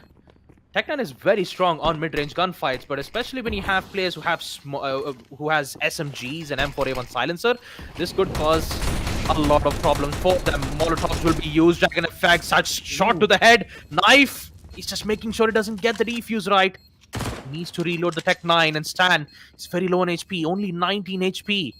And he also doesn't have the defuse kit too, so he'll be forced to fall back. But Dragon FX is like, no, not on my watch. To Dig. And I believe instead of saying 2 Ds, it's best to say a Guan Dig. Because that is 2 kills in 2 bullets. Headshots. Yeah. And just like that, Team Broken, they're back in the game. The pistol round, it was quite crucial, but eventually, yes, after that, in the 10th round, they were able to come back. Beautiful comeback is there from the corner. But 11 and Dragon FX, once again, they were suffering, but Iron Man gets countered with a beautiful nade from Dragon FX. And now, coming back to the fact that Stan is the only one who's surviving, and he's the one which is actually going to hold up the CT side. The bomb is going to get planted soon enough, because if you can see from the connectors, the players might be moving quite soon. From the ladder, they might be actually getting the boost and eventually going for the A side. Still, they are being cautious. They're just trying to read out every single area from the players can actually spot. And Stan is the one with the SMG in his hand, waiting quite, I guess, patiently for the right moment to actually appoint those shots. But M4 is the gun that 11 is using, and he's pushing forward. Have the kind of decent 50% HP in his favor, like 47 HP is there. But then the molly comes in, and this is the right time to actually plant the bomb. And yes, exactly, they're using this time to plant the bomb. Another molly is going to go in. With that, seems like that the trouble is for sure going to move in. He was coming from the molly, he was trying to walk on the fire, and eventually it was not fruitful, because Dragon FX was just waiting for him on the same exact angle and was able to take him down with the AK shot. Yeah. At this point, Team Broken was like, "You shall not pass." Especially with the dual Molotovs that they thrown in, the CT didn't had any other chance for them to secure the side. And plus, this was a 1v2, so Team Broken played it as safe as possible. But this time, Bidek, having their trusty Deeks on their side, needs to secure a kill or two. Information will be given, but that will force the T side to get control on mid. And this could cause a lot of problems for them. But unless and until Iron Man secures at least a kill, that should be a good chance for them to at least find a way to get a win, especially on this eco round. And oh boy, I think Stan might be able to get this 2 kills. He just needs to be patient. Info will be given. He has no idea. Well, he does. Trick. He did the first, second. No, it's just a lot of commitment. But Iron Man gets it. It's an important round for Team Baidek. 2 Deeks in hand. Even though if you're losing the round, even though if you don't have a single money, you could trust your friendly neighborhood Guan to secure those 2 kills. Well, look at that. 7-5 is the score. 12 rounds have been passed out right now. Seems like that the match point is what Team Baidek is trying to watch out for. On the other corner, 11 and his teammates are just constantly trying to put up that pressure. If the shots are there, but then eventually the bomb is going to be successful. The shots were there. The damage is there for sure for Traveling Effects.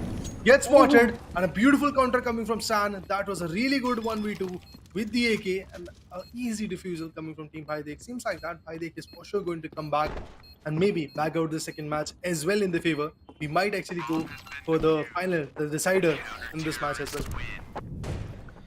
Yeah, that lineup was just so perfect.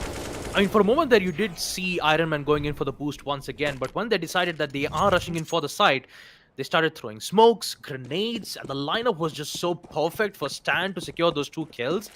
It was just very difficult for Broken to even respond to that counter. Once again, they're going in for a boost attempt here from Stan. The boxes will be his trusty friend to hold out all the way from the long angles in mid. And Iron Man, here's the sound. He gives away the location that both of them is playing from the side, and somehow, through the smoke, Iron Man gets away with the kill. And for Team Baidek, they still have a chance to put this all the way to map number 3. Chalice will be opened up. And for Dragon Effects, can he deny it? He's not faking it. Stan is still stucking in with the defuse, and he will get it. 5-9, which means that we are heading to deciders. Chalice. That was amazing. That was amazing. The last round, indeed, the joy that was there for Team Baidek was absolutely amazing. The kind of anticipation that they were trying to put forth was absolutely amazing. I mean, the kind of push that was there from the other team. I mean, if I talk about Team Broken, they were trying to actually delegate the angle from the boost angle. They're trying to figure out from the backside that how they are going to get. They were waiting for the defusal to be there so that they can catch the other team, Team Baidek's player, off guard. But eventually, that was not the case because one was guarding the defusal, another one was defusing the bomb, and eventually, despite of the fact that from Broken there was an elimination coming in, there was a KO coming in, still the other guy was able to defuse the bomb, and with that, the 9th round also in the favor of Team Baidek, and finally a 1-1, exactly the way it happened in the match number 1 that we streamed today in the first phase. And again, the same thing is happening, that we are moving on to the decider. Yep, decider it is. Map number 3, Chalice, will be able to determine whether if Team Baidek will secure, will secure their matchup and go up either up against Bennett House or Valiance, or maybe we could see the side of a Team Broken get the revenge match back on Chalice. But for that to happen, we just need to take a small little break, and we'll be right back after this, folks. Don't go anywhere.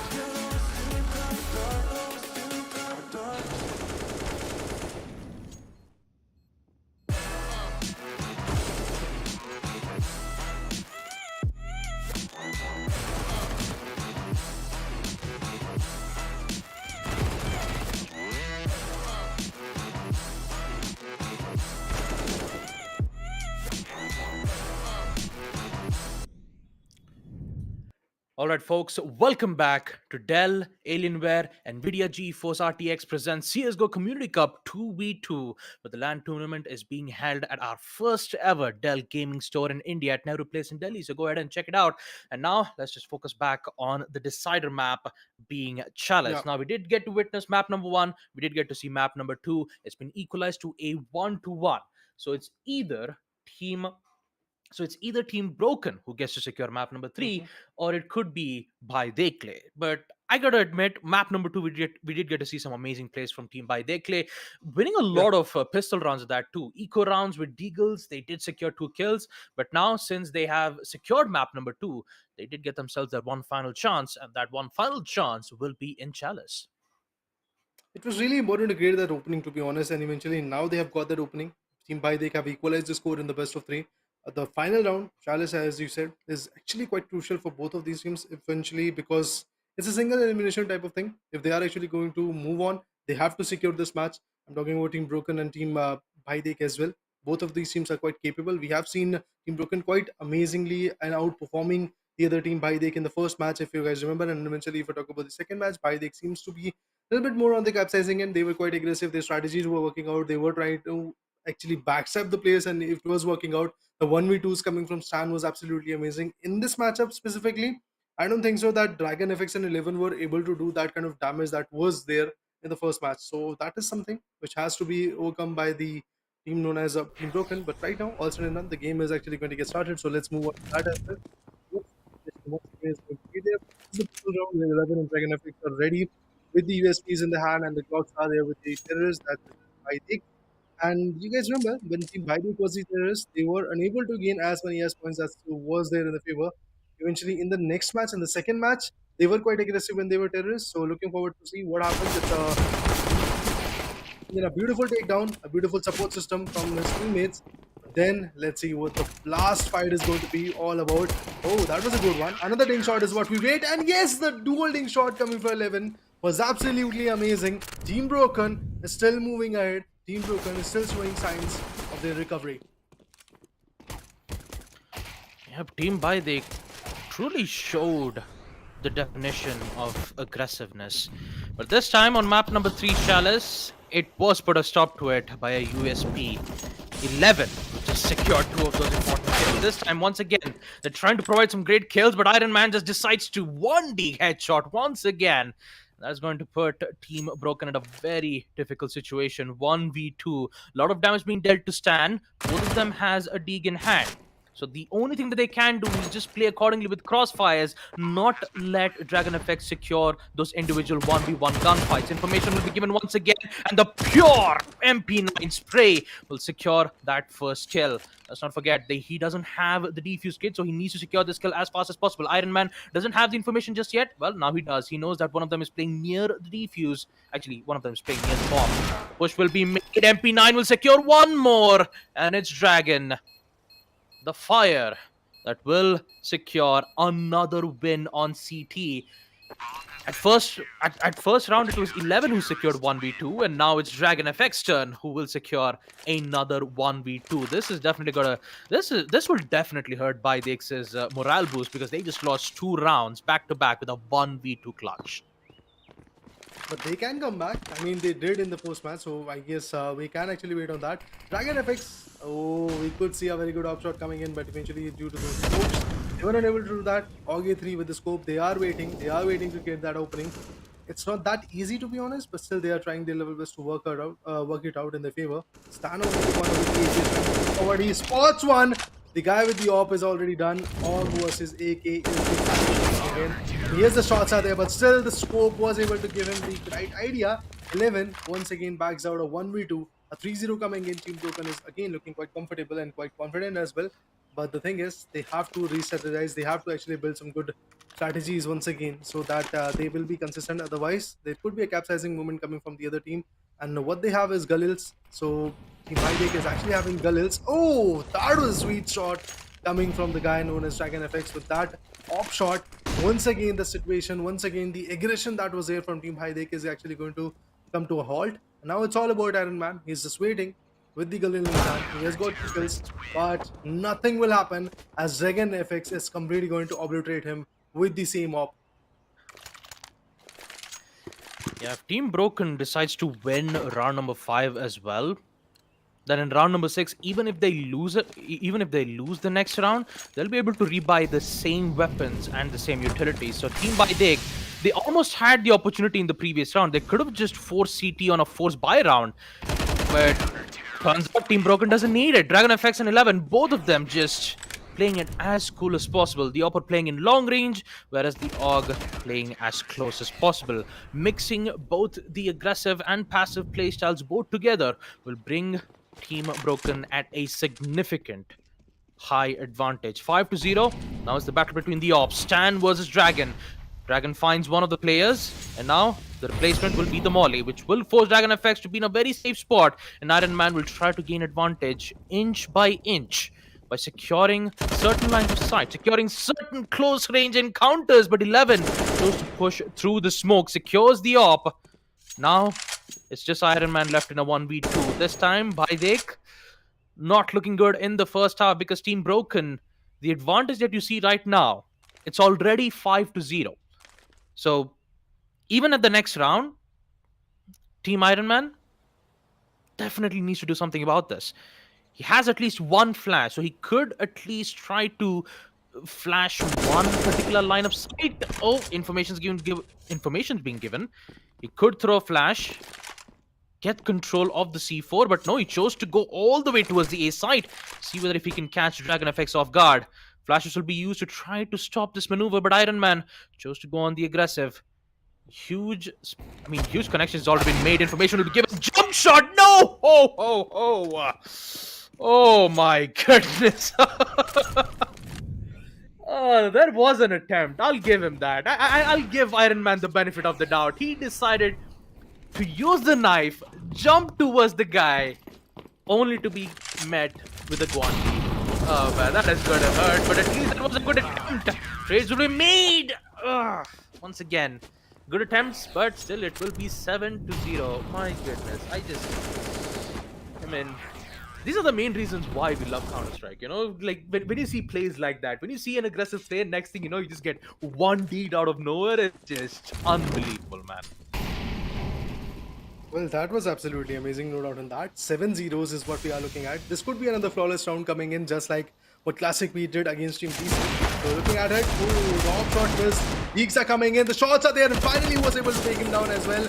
Another AUG shot is what we are waiting at. Look at that, the crosshairs were on point. With that, the match point is already there. Team Broken. Well, they definitely are looking aggressive, and there is no answer whatsoever from Team Bidek. They are just scratching their heads at this point that what is going around, or what is going wrong, to be precise. We were able to come back. That's what the kind of anticipation is there from Team Bidek, that we were able to come back in the match number 2. What is happening in match 3? The decider is what we had to wait for, and in the decider, it's a complete rampage coming from Team Broken, and seems like that Team Broken is not going to let it go that easily. They have got the 8-0s, they have got the buffer of 8 rounds in their favor. They are the one terrorists. One of the good thing shot coming from the Glock.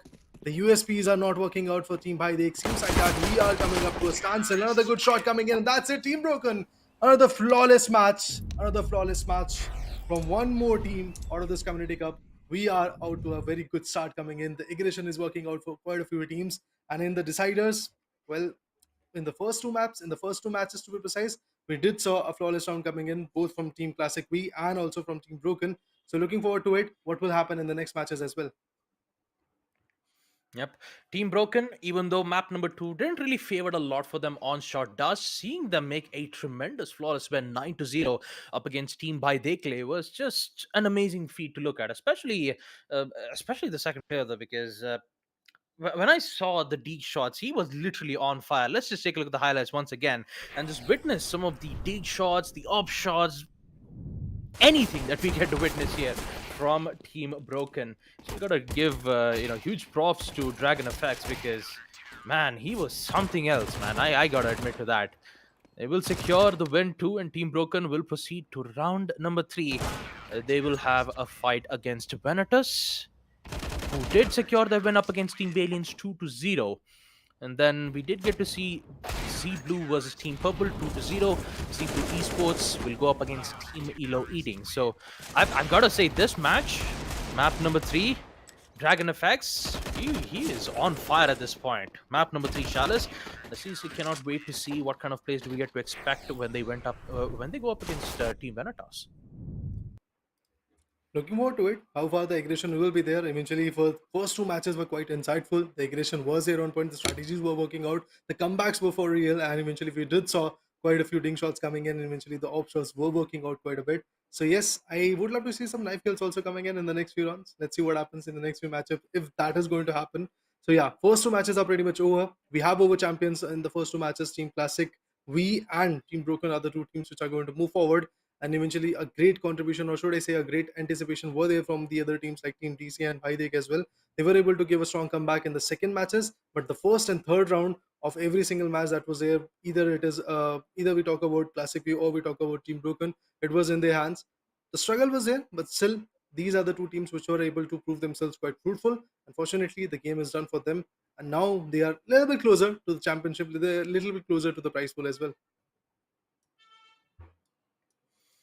Yep, I believe that is our second match completed for the Community Cup 2v2s. I believe in round number 2s, we still have 3 matches, I believe. Rushby versus Nujabez, Motor Patlu versus Virtual Dictators. I'm still waiting for that matchup.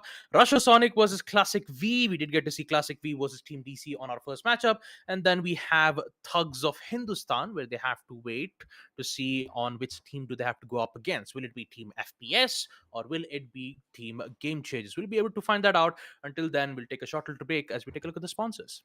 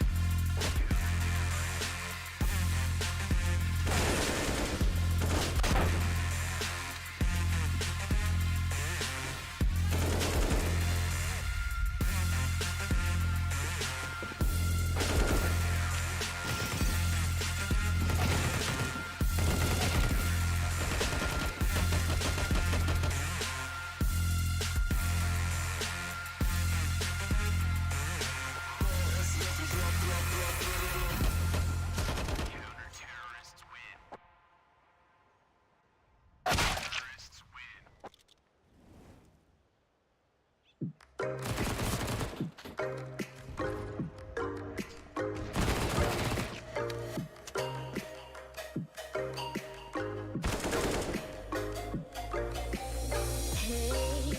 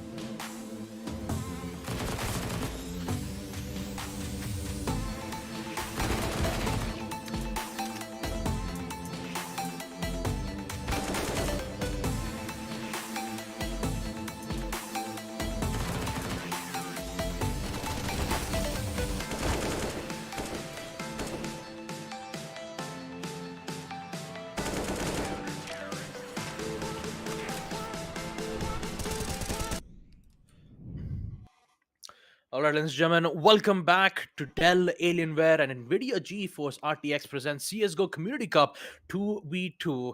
Let's not forget the tournament for this entire LAN event is provided to us by our first ever Dell gaming store in India at Nehru Yeah. Place in Delhi. So we are definitely casting, although we are casting online at our own homes, the players are currently competing their own tournaments, 2v2s in Delhi right now. So we've already witnessed two of our matchups in which we did get to see Team Classic V securing the first matchup, and then we had a second match Mhm. between Team Broken versus By Dekle. Team Broken had secured two matchups, and now we are heading down to match number 3. It's between Team Rush B versus Nujabes. I hope I'm saying that. I hope I'm saying it right because I don't know how to pronounce it right. It could be either Nujabes, or I think it has something to do with that, right? I just like, what do you think, Reda? What do you think the pronunciation could be from this team? Nujabes. Yeah. Nujabes is the pronunciation I Nujabes. guess we should go for. Yeah. Hmm. Well, coming back to the map vetoes, I guess Chalice and Lake are banned. Now, Cobblestone is the one which has been picked by Rashbi, and that is the first map. And after that, we'll move on to the shortest, and it is actually a city-sided map for Nujabes. And then Boyard is the one which is going to be the decider. Well, in the past two BO3s, we have seen all the three maps, all the three rounds being utilized. Will this be the case in this matchup as well? That is the one thing I'm actually keen to watch out for. But then, other than that, all the other things, I believe Cobblestone is a great map to actually start, but then I would love to see how far the team known as Rajvi is going to push themselves because Nojabis, I'm excited for them as well. Yeah, the thing about Cobblestone is that once you try to push in towards a B shot, I believe, is exactly where CTs mainly has the advantage. Especially when you play it with max 7 or some grenades that can deal majority amount of damage while playing from below, could be a huge thing to say. But let us not waste any time at all and proceed with match number 3. Team Nujabes versus Team Rushby. Rushby will start things off on the T side, which means they'll be the ones pushing towards the B side. And Jollies, Cruiser Guard, already making their way towards the side on B long. No smokes, no nothing. Just pure Glock. And to find that one single headshot to secure the win. Ooh, beautiful one tap from Vayam. There goes Cruiser Guard. And Jollies, she's all by herself. 1v2. At this point, the CTs, they could be anywhere. Ayush could be anywhere. So is Vayam. So how can Jollies secure this 1v2? One of the information will be given Ooh. towards the fountain. And Vayam will deny it nonetheless. 1-0. The Jabez will secure their pistol round. That's good. The Jabez is looking a little bit more good. I guess at this point, the aggression is working out. The precision is there for them. The USPs quite good. Now they are back with the utilities along with some SMGs as well. Apart from all the other things, Cruiser got sometimes and Jollies, they are just waiting for the right opportunity. They're just trying to hunt down players if it is possible, to be honest. But then on the other corner, Nujabes are trying to be a little bit more patient. Shots were there. The USB shots are coming from Bayam's corner. Was trying to appoint a nade, but before that gets connected with the Glock. The trade fire was also there. Ayush is the one which is surviving from the team known as the team Nujabes, and from the other corner, Rashbi. We do have Cruiser God, but nothing happened. Nothing was there in the favor of Rashbi. Just like that, a beautiful ring shot once again came in. And in the replay, you can see how beautiful this takedown was there, where the guy was trying to put up a nade.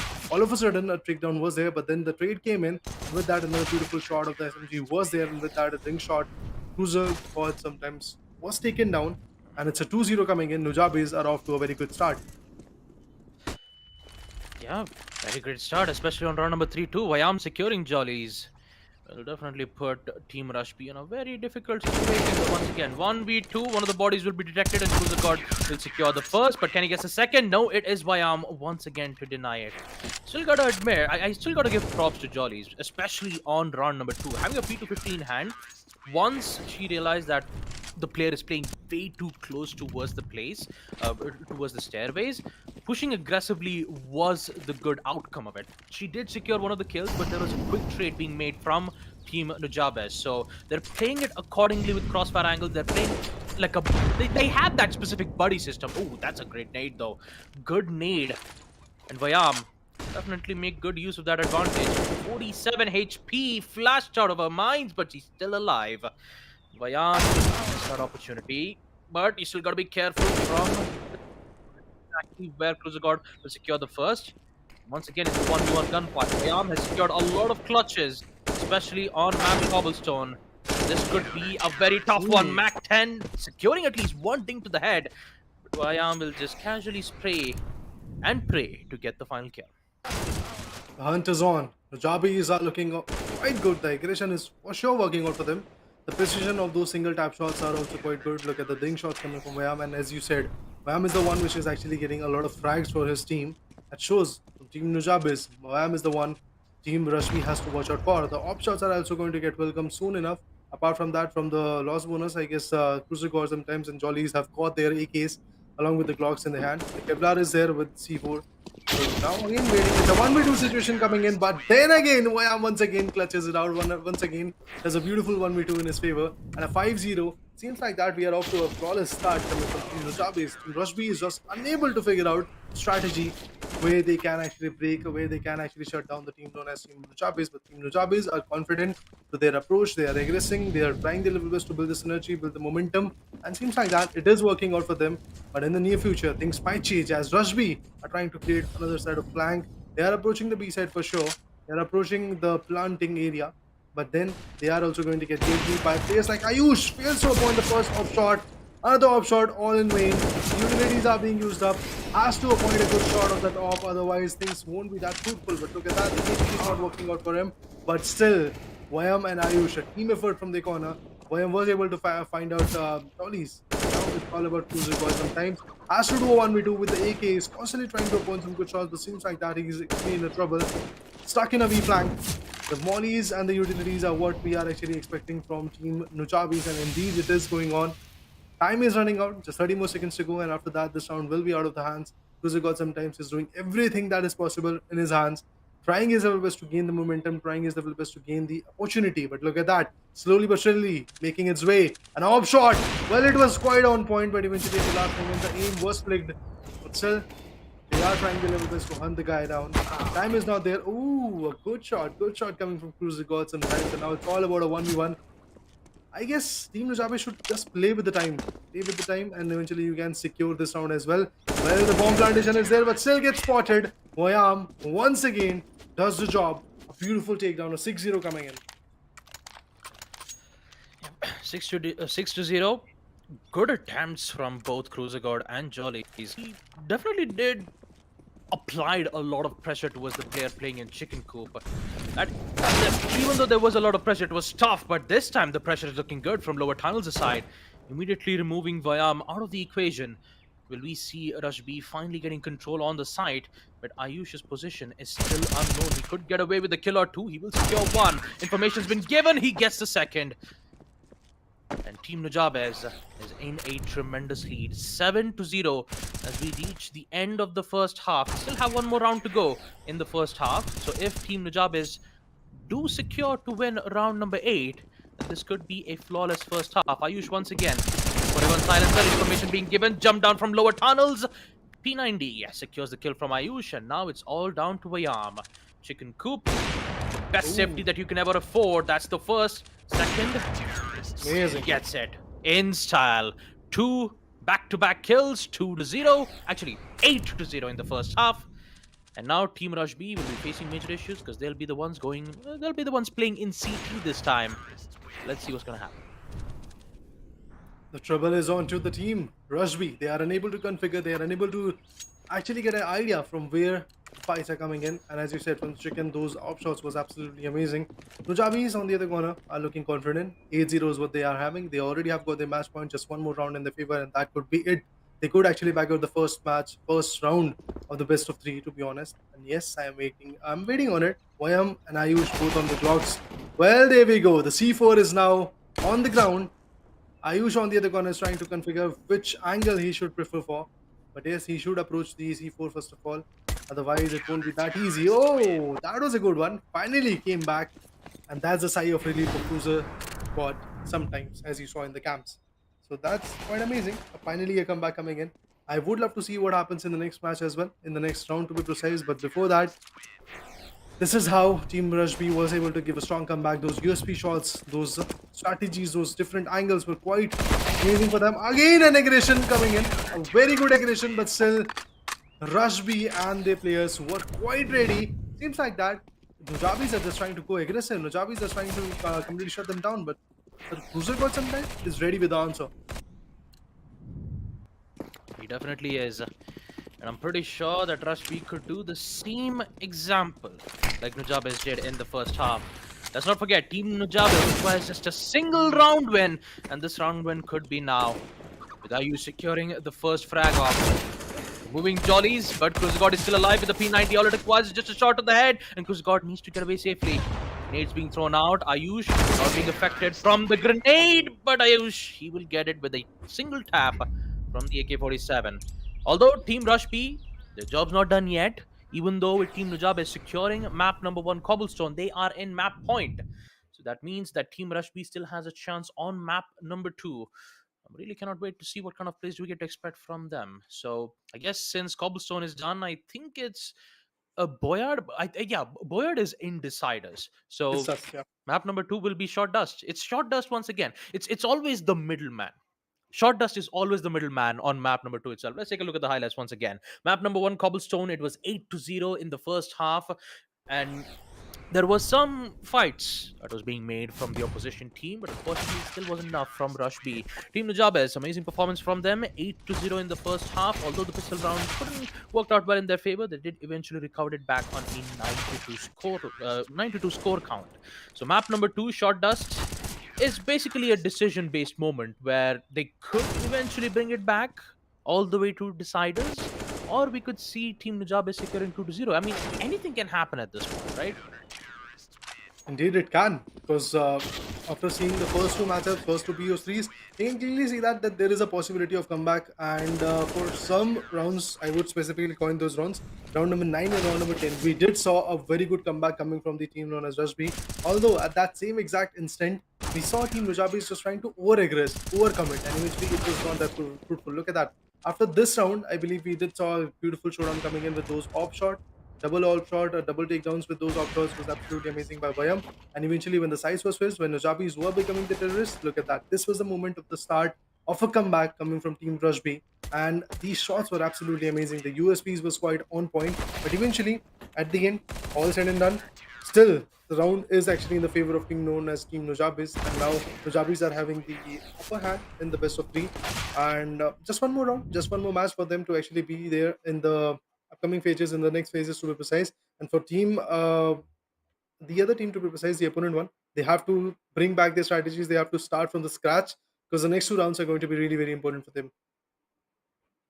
Yep, the next map, which will be on Short Dust, map number 2, Yeah. will determine whether if will we actually yeah we'll be able to determine whether if Team Nujabes will secure in a 2-0 match point, or will we get to see a 1-1 equalizer from Team Rush B. We just have to wait and watch. Nujabes, on the other hand, they are currently playing accordingly when it comes to trade games, right? Cobblestone, you always see one of them playing on lower tunnels. You saw one of them playing on blue long. They'd either play they would either play in the chicken coop side, where usually you get to see an opper play that particular line of sight.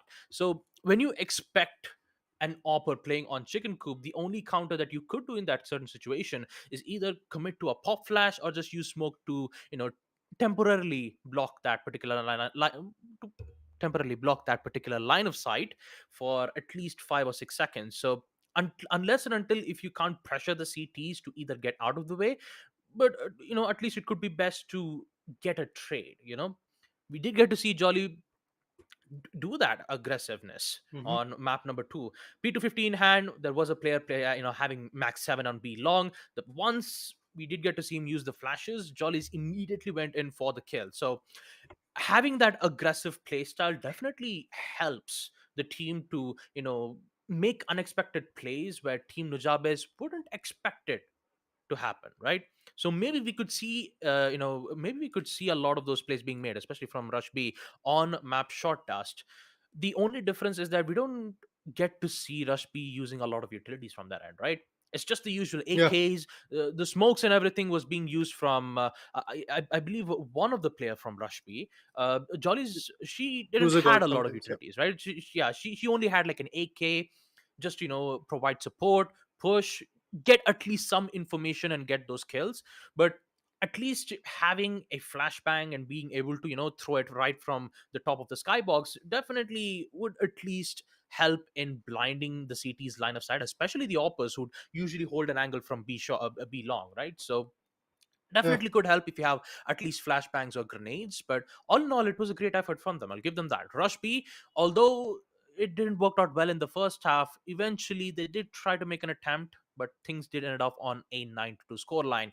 And short dust, I pretty much think that Team Nujabes could get away with the win, but let's not doubt ourselves just yet, because we've seen a lot of matches right here where yeah, no matter what, no matter if one of the opposition team do secures map number one, short dust is always the map where it's basically a reverse Uno card. If it's like, yeah, you're yeah. 1-0, you're about to win. Well, guess what? Deciders, map number three. We're going to play it all the way from start to end. That's basically how it works. I mean, that's basically how it's working for the past three matches here in the Community Cup. It's Exactly. like so unpredicted, and that's the thing about Community Cups, right? You never expect what kind of next plays does your opposition team does, right? Like when it comes to Indeed. Community Cup, you will find a lot of plays accordingly to it. So that's the fun part about Community Cup. It's always random, it's always unexpected, and you never know what the next play would be. Definitely, I'm actually quite excited to see that. And as you said, yes, the speculations are there that according to the performance of Nujabis, they could be the one team which could actually get the upper hand in the next map as well. Reason being, they are using the utilities, they are changing their pace, they're using the right guns that is actually required at the same time. But eventually, if we talk about the other team, they're unable to create that kind of momentum. Those utilities are not there. The nades, the smokes, the mollies, they are not actually into the play. So that obviously is impacting their performance a lot, and we have seen that happening. And whenever the over aggression is there from Team Nujabes, the answer is there from Rashbi, and that is how they were able to back out the ninth and 10th round. But eventually, that is not going to cut the deal. Whenever the other team is going to mistake, you are going to capitalize on it. But what if the other team is not going to make a mistake? What if the other team is going to be cautious? They are going to plan some good smokes, and eventually they are going to plan the bomb as well when they are the terrorists. So I guess the trouble is for sure going to be there for Team Rashbi. And as per the name suggests, Rashbi, they should be a little bit more aggressive, I guess. That's what I want to actually go in at this moment. The aggression should be there from the corner. The team effort is what is missing. Cruiser God is the one player which is actually doing the on par job of getting the frags, on getting the initial picks and stuff.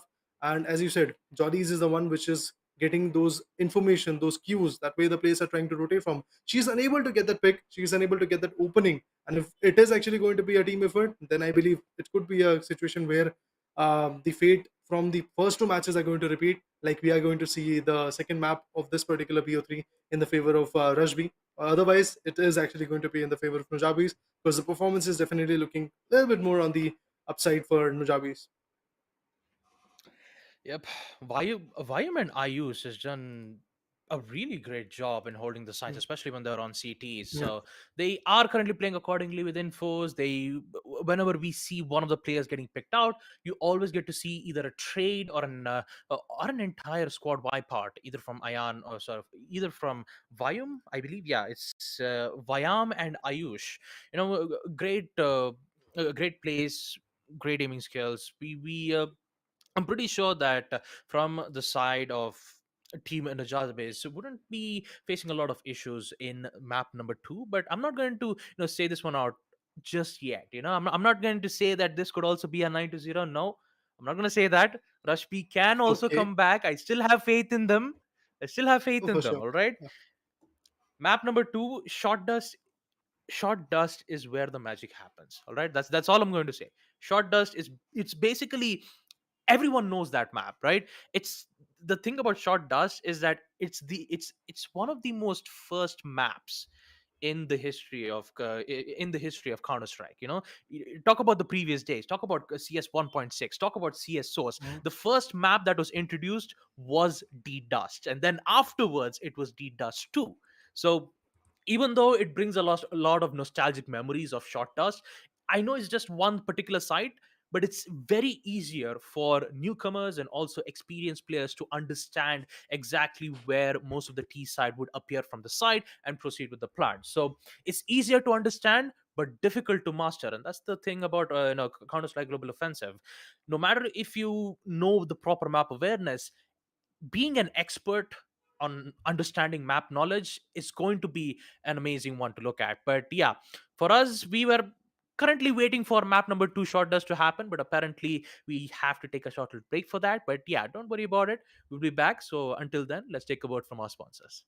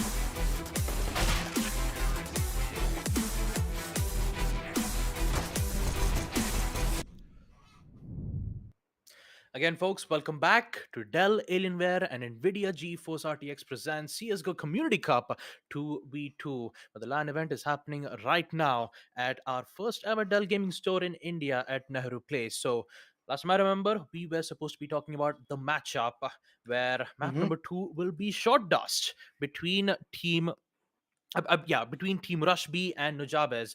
Nujabes did secure map number 1 Cobblestone at a very big lead, 8-2, I believe, the score line. And now, map number 2, Short Dust, is where we'll get to see the final conclusion. A final conclusion to determine whether if Team Rush B could Okay. secure Yeah. map number 2 and put us to deciders, or Nujabes to end things off on 8-2 to 0. So let's begin with the pistol round and see what the end result would be. Oh, let's see. I'm excited. I'm stoked about this fact that Nujabes have picked this map, and apart from all the other things, I believe they are the one CT team. So yes, they're trying to defend at this point. They're just trying to learn from which location the fight might actually come. But there is a backstab, but still the flick was absolutely amazing coming from Ayush's corner. He was able to take him down, but Jollies finally finds a pick. And that's it. OM also goes down by Rush B. That's amazing. But I am I was quite a bit expecting that the Jollies won't be able to actually take down a lot of players, but now it's a 1v2, man. That's absolutely amazing. Jollies was looking quite good. She was able to confront, and eventually before that, Cruiser God sometimes was taken down by Ayush, but then Vayam. I don't know what happened to him. Vayam is a guy who was doing a lot of 1v2s in the last match, if you guys remember. But right now, seems like that he is actually having some troubles in the first round. The pistol round was not that fruitful for him, and now he's just waiting. If we talk about the gun combination, well, the P90s and eventually with that, the AK is coming in. They're just waiting. They're just waiting for the right moment. And there we go. The 1v1 comes in. Shots were there, but still not fruitful enough. Team Rush B is still reigning on top. Jolly is just bagging out a lot of frags for now, and Cruiser God sometimes is looking quite confident. Yep, you could see the smiles on Rush B faces, both Cruiser God and Jollies. They'll be very happy that they have secured both pistols and SMGs. But the biggest question is, can they continue this lead? Round number 3, Ayush with max 7. Jollies finds the head of the player. Won't be able to get the kill, but the nade won't be able to hit the right place. And that will cost him his life. 1v2, Ayush. Having the max 7 in hand, all he needs to do is just be in very close range. And he gets the first. No, the flash will get away. The second shot doesn't get it too. Oh no, the disaster. And Cruiser God, he will be vibing. He's definitely vibing right now, you know? The max 7, Oh, indeed. he should have gotten the kill. I mean, the flashbang literally did blinded the line of sight. He could have at least got a kill or two, but turns out the timing is what Team Nujabes is going to lose it. And this time, I'm pretty sure that Jollies, he has the advantage. Mid control once again, flash is being thrown. Force them to think that they might go all the way from the A side, but no, it does not. Cruiser God, just the pressure from mid is just too much for Vayan to handle, but somehow he gets away with the kill. Bridge will be given from Cruiser God. AK is in hand. Ayush once again with the max 7. This time, he needs to avenge. He needs to rectify his mistakes. He should not be able to do the same mistake he did in the previous round. Gets the first, gets the second, but no, he's still alive. 21 HP left. Cruiser God has the molly and smoke. He could block lines of sight and proceed with the plant.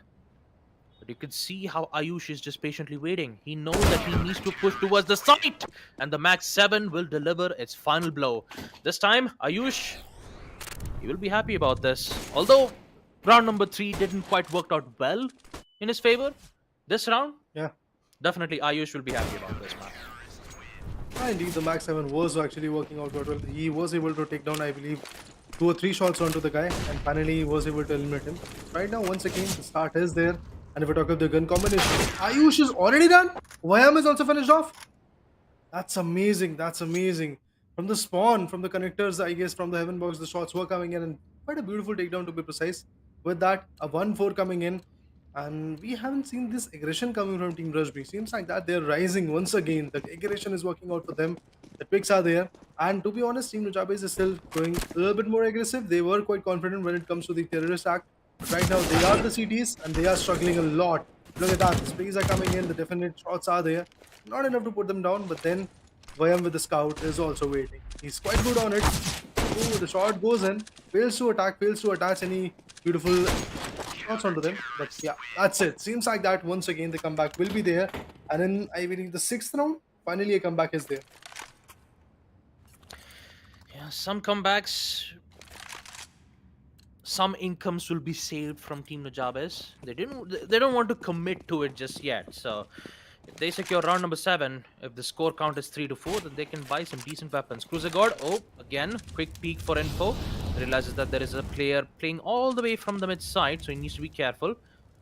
Cruiser God currently has the op in hand, a very risky buy, which means he doesn't have any Kevlars at that too. So if he misses his first shot, It's all done and dusted. Ayush, the timing. Oh, the timing. No, this is Oh. not going good.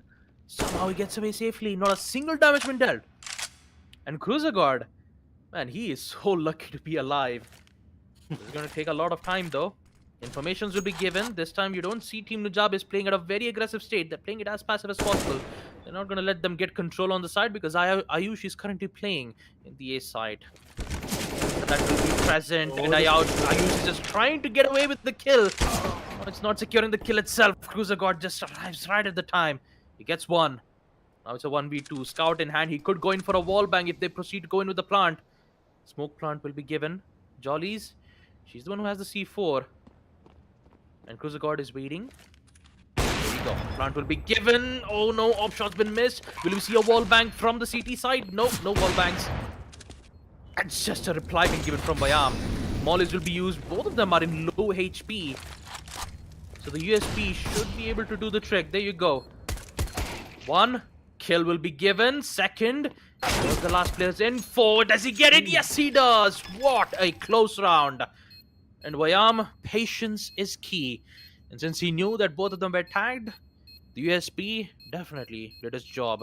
3 to 4. Team Nujabes, look at that economy. $8,000 to $7,300. Look at the money they have. They can have all the utilities they want. They can block. They can use Molotovs to force the T side to stay in their position. And the main problem has to be from Team Rush B because they'll be forced with some SMGs and AKs. Let's see how the output is actually going to get revealed at this point. Look at that. The shots are coming in once again. YM fails to appoint those beautiful off shots. I don't know what is happening to YM, but finally, Jollies is the one who is going to receive the beautiful shot of the op. And then Ayush also gets traded off. It's a 1v1 situation coming in. The guy known as Cruiser God sometimes also knows that there is an op working at speak. And that's why he's just completely going to be on a safer angle. Just go for those beautiful plantation. And now it's all about the diffusal. It's all about the opportunity that YM is going to get. Let's see how far YM is actually going to boost up his sand. The Deegs are in the hand, in the opponent's hand. We have P90 and that's it. That's it. The counter-terrorists were able to actually dish out a lot of damage, but still not enough to put down the terrorist. And Team Rush B still going to move forward. 8 rounds have been passed. Now the sides are going to switch.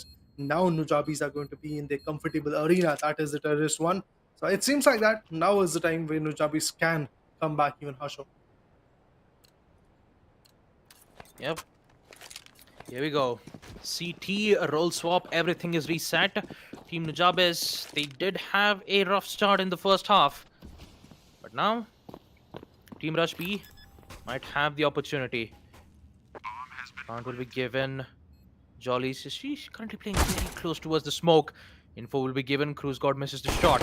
And now it's up to Jolly to get the kill, but no, she got caught from the crossfire. And now it's all up to Cruiser God once again. 1v1. You could see the pressure right in front of his eyes. So focused, so determined. All it requires is just a single shot to the head. Oppression and destruction. And just like that, Cruiser God, he will secure it. Pistol round is his. And now the tension will be smoothed out just a little bit. Indeed, the buffer is there, no doubt on that. There is a buffer of 3 rounds, but then losing a pistol round is not a very good thing, to be honest. And then Nujabis, they are struggling a lot for sure. The struggle can be seen onto their gameplays, onto their action, onto their faces on the cams. So yes, definitely looking forward to see how far Nujabis is going to come back in this round, or we are going to see a decider. As a big pick coming in, but what was that? Wham with a beautiful ding shot of the Deeg. He was flicking with it, but eventually a very good shot came from his corner. It's all about Jollies. She has to do the part. She has to come back even harsher. But she gets spotted. A 1v1 coming from Jolly's corner. That was absolutely amazing. But the terrorists are still trying the ball. Another Deeg shot coming in. What? What is happening? Jolly's a 1v2 from a corner. And just like that, the defusal will be there. And Vyam and Ayush are so confused at this point that what are they doing? I mean, just look at the expression from Vyam there, you know? Exactly. He just gets the one dig shot. It's like, yes, I did get the one dig shot, but that doesn't mean our job's done. We still need to focus on the site. But yeah, this was unexpected. Jolly securing a 1v2 clutch. Man, Team Rush B is looking good right now on Shot Dust. That's the magic. That's the magic of Shot Dust. You will never expect what is going to happen. And this time, Jolly, He's definitely having a jolly time. 3-7. Rush B, they are this close of securing map number 2. This could go all the way to the deciders, and Jolly, although the information will be given, it's all up to Cruiser God. Oh, cruised at the wrong place at the wrong time. 4-7. Rush B, they are this close, very close. Indeed. This is why you should believe in miracles, Raider. You need to believe in miracles. Sometimes it happens. For sure, man. The comeback is for sure there from Team Rushby. Jolly is the one which is actually getting a lot of picks at this moment. She have actually secured, if I'm not wrong, 1 or 2 1v2s as well. But look at that. Jolly gets taken down for now. The terrorists are looking a little bit more aggressive in this round. The bomb is going to get planted. The guy, Cruiser God, sometimes is going to be the last one surviving. Some nades, some throwables are what we are waiting on. Well, the nade goes in. The damage was for sure there. But the player is going to fall back a bit. Deeg is in the hand with the Kevlars. I don't think so. A very good game is going to come in this round. I guess this could be a 5-7 coming in, but we don't know what will happen. The Deeks are very good. If the shot is there, if the appointment of that particular precision is actually going to be on point, then the job could be a little bit more easier. But that's it. YM finds another ring shot with the AK. Although the guy was able to have the M4 in his hand, but still, it's a 5-7. Nujabis are trying to come back, trying to make their way in the game. But remember, guys, they have to secure 4 rounds to win. And eventually for Rushby, they are looking at the match point. They are moving on the match point. I mean, sad to say, this could go match point because their economy, it's not doing well. I mean, it's just $1,000 to at least $2,000. So in this next round, they could at least afford SMGs and rifles. Maybe a FAMAS, maybe a grenade, and maybe a P90 at best. This one team, Nujabes, they are not going to take any chances this time. 6-7, they are slowly inching towards an equalizer on map short dust. Like, you know what? Enough is enough. You guys had your fun. This time, it's time for us to get that done. 6-7. Team Nujabes are 1 round away of securing an equalizer and also putting themselves on a match point. Just like I expected, P90s and M4s, the aggressiveness from Ayush is just too much. The pressure is a lot for Rush B to handle. They just need to hold the ground in which they might. No, Vayam just gets it too. Equalizes 7-7. My God, Team Nujabes, they just came back from a tremendous 3-5 first half. Now a 7-7 in the second. Oh, indeed. The score is not at equal. The boost is going to get used so that they can actually go ahead and plant the bomb. Well, definitely the A side is one side that is going to get contested at this point. Play 3, or should I say, Jollies is just trying to push forward. Ooh, that was Cruiser God sometimes, who has been taken down for now. Seems like that the last one standing is going to be Jollies with the FAMAS. She has to do the heavy lifting. She has to come up with a diffusal. She has to come up with a 1v2. But the bomb has been successfully planted. Through the smokes, out of reception is being there. But 8-7, the match point is already here in the hands of Nujabes. Now it's all about the OT if Team Rushby can actually go for that. Yep. One final chance. Here you go. Shot dust. Team Nujabes on match point. Can Team Rushby proceed with an answer? At this point, you can see that Team Nujabes are just pressuring towards the CT side and force them to go all the way back and then get control on the A side. Cruiser God, he's the only one who can make this happen. Here's the sound. Pushes through the smoke. He doesn't get the kill because his team is watching his back. Now it's a 1v2. All up to Jollies. M4 in hand. One flashbang. The flashbang could help in at least blocking one certain line of sight. But how would you get away with the kill? Oh no, Jollies could get it. 1v2. Can he get a kill? Yes, he actually does. Wow. What just happened? Okay,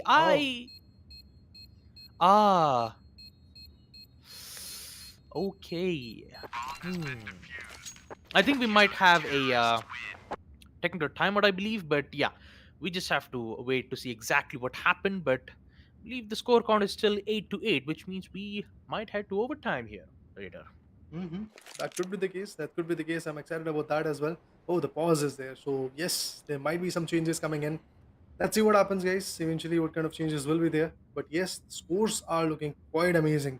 Last rounds, or should I say this whole map, Jollies is the one which is actually getting a lot of outcome, and Vayam is the one which is choking a lot, I believe, in this match, in this whole map. Things are not that favorable for the guy known as Vayam. Let's see how far will he be able to go. Let's see how he's going to bring back the strategy. Seems like that the mouse is actually having some trouble. But then on the other corner, Ayush is the one which is getting a lot of heavy lifting from his corner. And Team Rushby, the equalizer is there for sure. Let's see what the verdict is going to be there. Is it going to be equalizer, or we are going to switch to another round? Let's see what happens. But yes, Cruiser God sometimes is ready with the op and an M4 coming from Jolly's corner. They are looking confident. They are for sure moving on to get a lot of rounds in their favor. Yeah, for now we just have to wait and watch for the admin's decision to see whether if we would start the match up on a 7-8 score line, or would we go above and beyond and go to OT, which means that both the teams needs to secure at least 3 round wins. And these 3 round wins will be crucial for both the teams. So I believe we're going to resume back. 8-8 OT is present. Team Nujabes, they had the advantage, but it's Rush B who will secure that final round and put themselves to overtime. A chance for them to bring this round back. Hopefully, putting ourselves to map number 3, Chalice, could be a higher possibility. Now you can see how patient Nujabes is currently right now. They're just making sure to get control of post plant, and there you go. Post plant will be there. Wall from the they will secure one. Ayush is so low on HP. No lot of utilities left from their end, and Jollies will secure it. Can he get the second? No, it will be Cruiser who gets the second. Which means that the first OT round point will go at the hands of Team Rushby. Looking good from the CT's end. One more round win, and they will put themselves on OT match point. So let's see what's going to happen. Yeah, well, just for safe encounters, just for safe encounters. You can see they're just having a fun time. Not to worry about it. All right, it just happens, you know. Yeah, I'm not quite sure why, but I don't know. But still, you got to be careful of the economic round, because let's not forget, Jolly's had an M4 with some certain utilities, and doing a team kill like that is going to hurt a lot. You won't be having any smokes, you won't be having any flashbacks. You need to be careful when you make plays like that, right? Indeed, that is the case. No doubt in that. Cruiser God sometimes once again is looking for the op shots, looking for the connection to be made. But is it going to be a probability or a possibility? That's what we have to look into. But the terrorists are just trying to be on the back end, like on the underpass area. They're just waiting. They're just waiting on the right moment, I believe. Once again, they're trying to configure what is the possibility of the attack, or should I say, how they're going to deal with the counter coming from Team Rushby. Okay, I guess now the mouse is actually getting shifted. So there was a difficulty with the mouse, I believe. So yes, Wham and I will going to be ready quite soon. Hope that the situation is fixed as soon as possible. So at this point, Team Najab is they're just keeping it calm, you know? They're just keeping it calm, they're just keeping it cool. Team Rushby, on the other hand, they're just having fun by themselves, especially Cruiser God, in which it wasn't a good idea to team kill, especially on post plant, but hey, if it works, it just works, you know? I mean, I have nothing else to say. But yeah, 8-10, Team Rushby is currently in overtime match point. So securing at least one round on T side will secure map number 2, and then we could head off towards Decider. So Team Najabis will just resume the round instead of yeah, looks like we will resume the round. 8-10. Interesting. Round number 19, Rushby, they're in OT match point. If Team Najabis makes a single mistake, it's all over. Alright, I'm open to it. Let's see how the mistakes are going to be covered up. Seems like that once again Wham and Ayush are trying to configure as a CT from where the push could be there, and look at that, already there is an entry being made. The mollies are there, the utilities are being used up. So definitely these guys are trying to make an entry. I'm talking about the Team Rushby, but they could be backstabbed soon enough. There could be an angle from the choke, from which angle the choke point could be created. And look at that, seems like that Ayush gets countered. Some more nades are getting thrown up. Nades and smokes are what being used. In front, it's Cruiser God sometimes with just 3 HPs. And on the other corner, it is Wham with the full HP, with the 100 HP and the Kevlar pretty much ready. With that, the M4 is also in the hand. But Cruiser God sometimes is just waiting eagerly. And the time is running out, 36 seconds, that's what we have. He has to pick up the C4, he has to plant it, and in order to do so, he has to first of all eliminate the corner. Just waiting eagerly. What? What? Seriously? Man, Seriously? in just 3 HP. I mean, here's the thing. That nade that we saw from Bayum, here's the thing. That should have confirmed the kill, all right? I literally saw the grenade explosion, and I look at Cruisergod's HP. He was at 4. Next thing you know, the grenade was like, yeah, it did hit, and here's the receive back. Only 1 HP was deducted from his life. Can you Man, imagine? A grenade which was supposed to confirm the kill for Vyum. Next thing you know, he just got CSGO'd. I'm sorry, I just had to say it. Let's just take a look at the highlights once again and see what exactly happened there, folks. But yeah, unexpected twists and turns on map number 2, Short Dust. And yes, of course, Team Nujabes had a lot of issues, technical issues. So I'm pretty sure it's been fixed in the second half. But I gotta say, Team Rush B, they're just having their, they're just having a fun time at this point. But yeah, when it comes to team kill, folks, please don't do it. Although it might be fun to team kill, although you might think it's fun to do a team kill, but in reality it's not, because especially when it comes to competitiveness, when you do things like that, it could end up favoring for the opposition end. So rule number 1, don't team kills. Rule number 2, make sure you represent proper crossfire angles so that you can provide cover for your teammates. And you could see that wonderful example being made from Team Nujabes. Unfortunately, they did have some issues with, Team Rush B pressuring them towards the mid side, and because of that numerous amount of pressures being made with the P90s and the AK that Cruiser God kept playing, it was usually like Jolly was just taking care of the short range gunfights, whereas Cruiser God was doing long range. So that pressure eventually, put Team Nujabes in a very bad spot in the first half. Eventually, we did get to see them make a tremendous comeback in the second half. And that final round where we did get to see Jolly secure that 1v2 could have been Team Nujabes, unless and until if that, I believe if that problem had not occurred. But it is what it is. We are proceeding to map number 3. The final map will be Chalice, I'm guessing, because map number 1 is Cobblestone, map number 2 is Shot Dust, so the deciders will be Chalice. So Team Nujabes, look, they've done a fantastic job, all right? They just had some they just had a lot of problems and technical issues, but I'm pretty sure that it will be fine. Map number 3 Chalice, we might be able to see them perform really good. But for Team Rush B, they'll be happy about this. They secured map number 2 Shot Dust with the help of Cruiser God securing that final kill. But I'm just really excited to see what map number 3 gives for us here, man.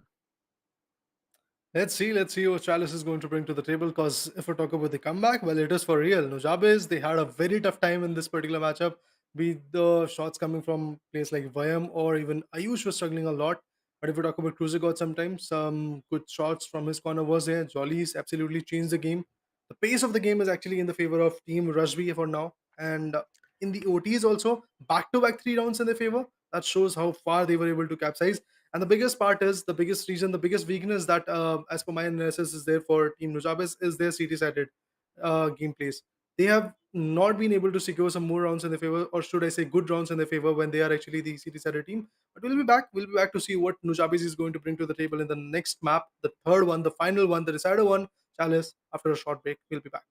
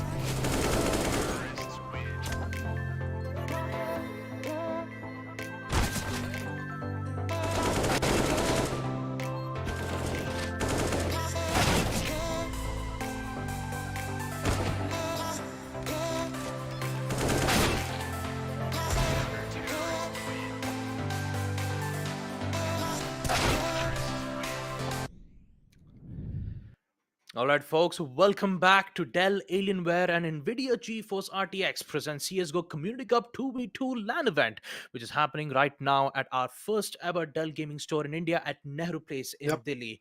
We are back once again with a decider map, which we did not expect that was going to happen between these two teams.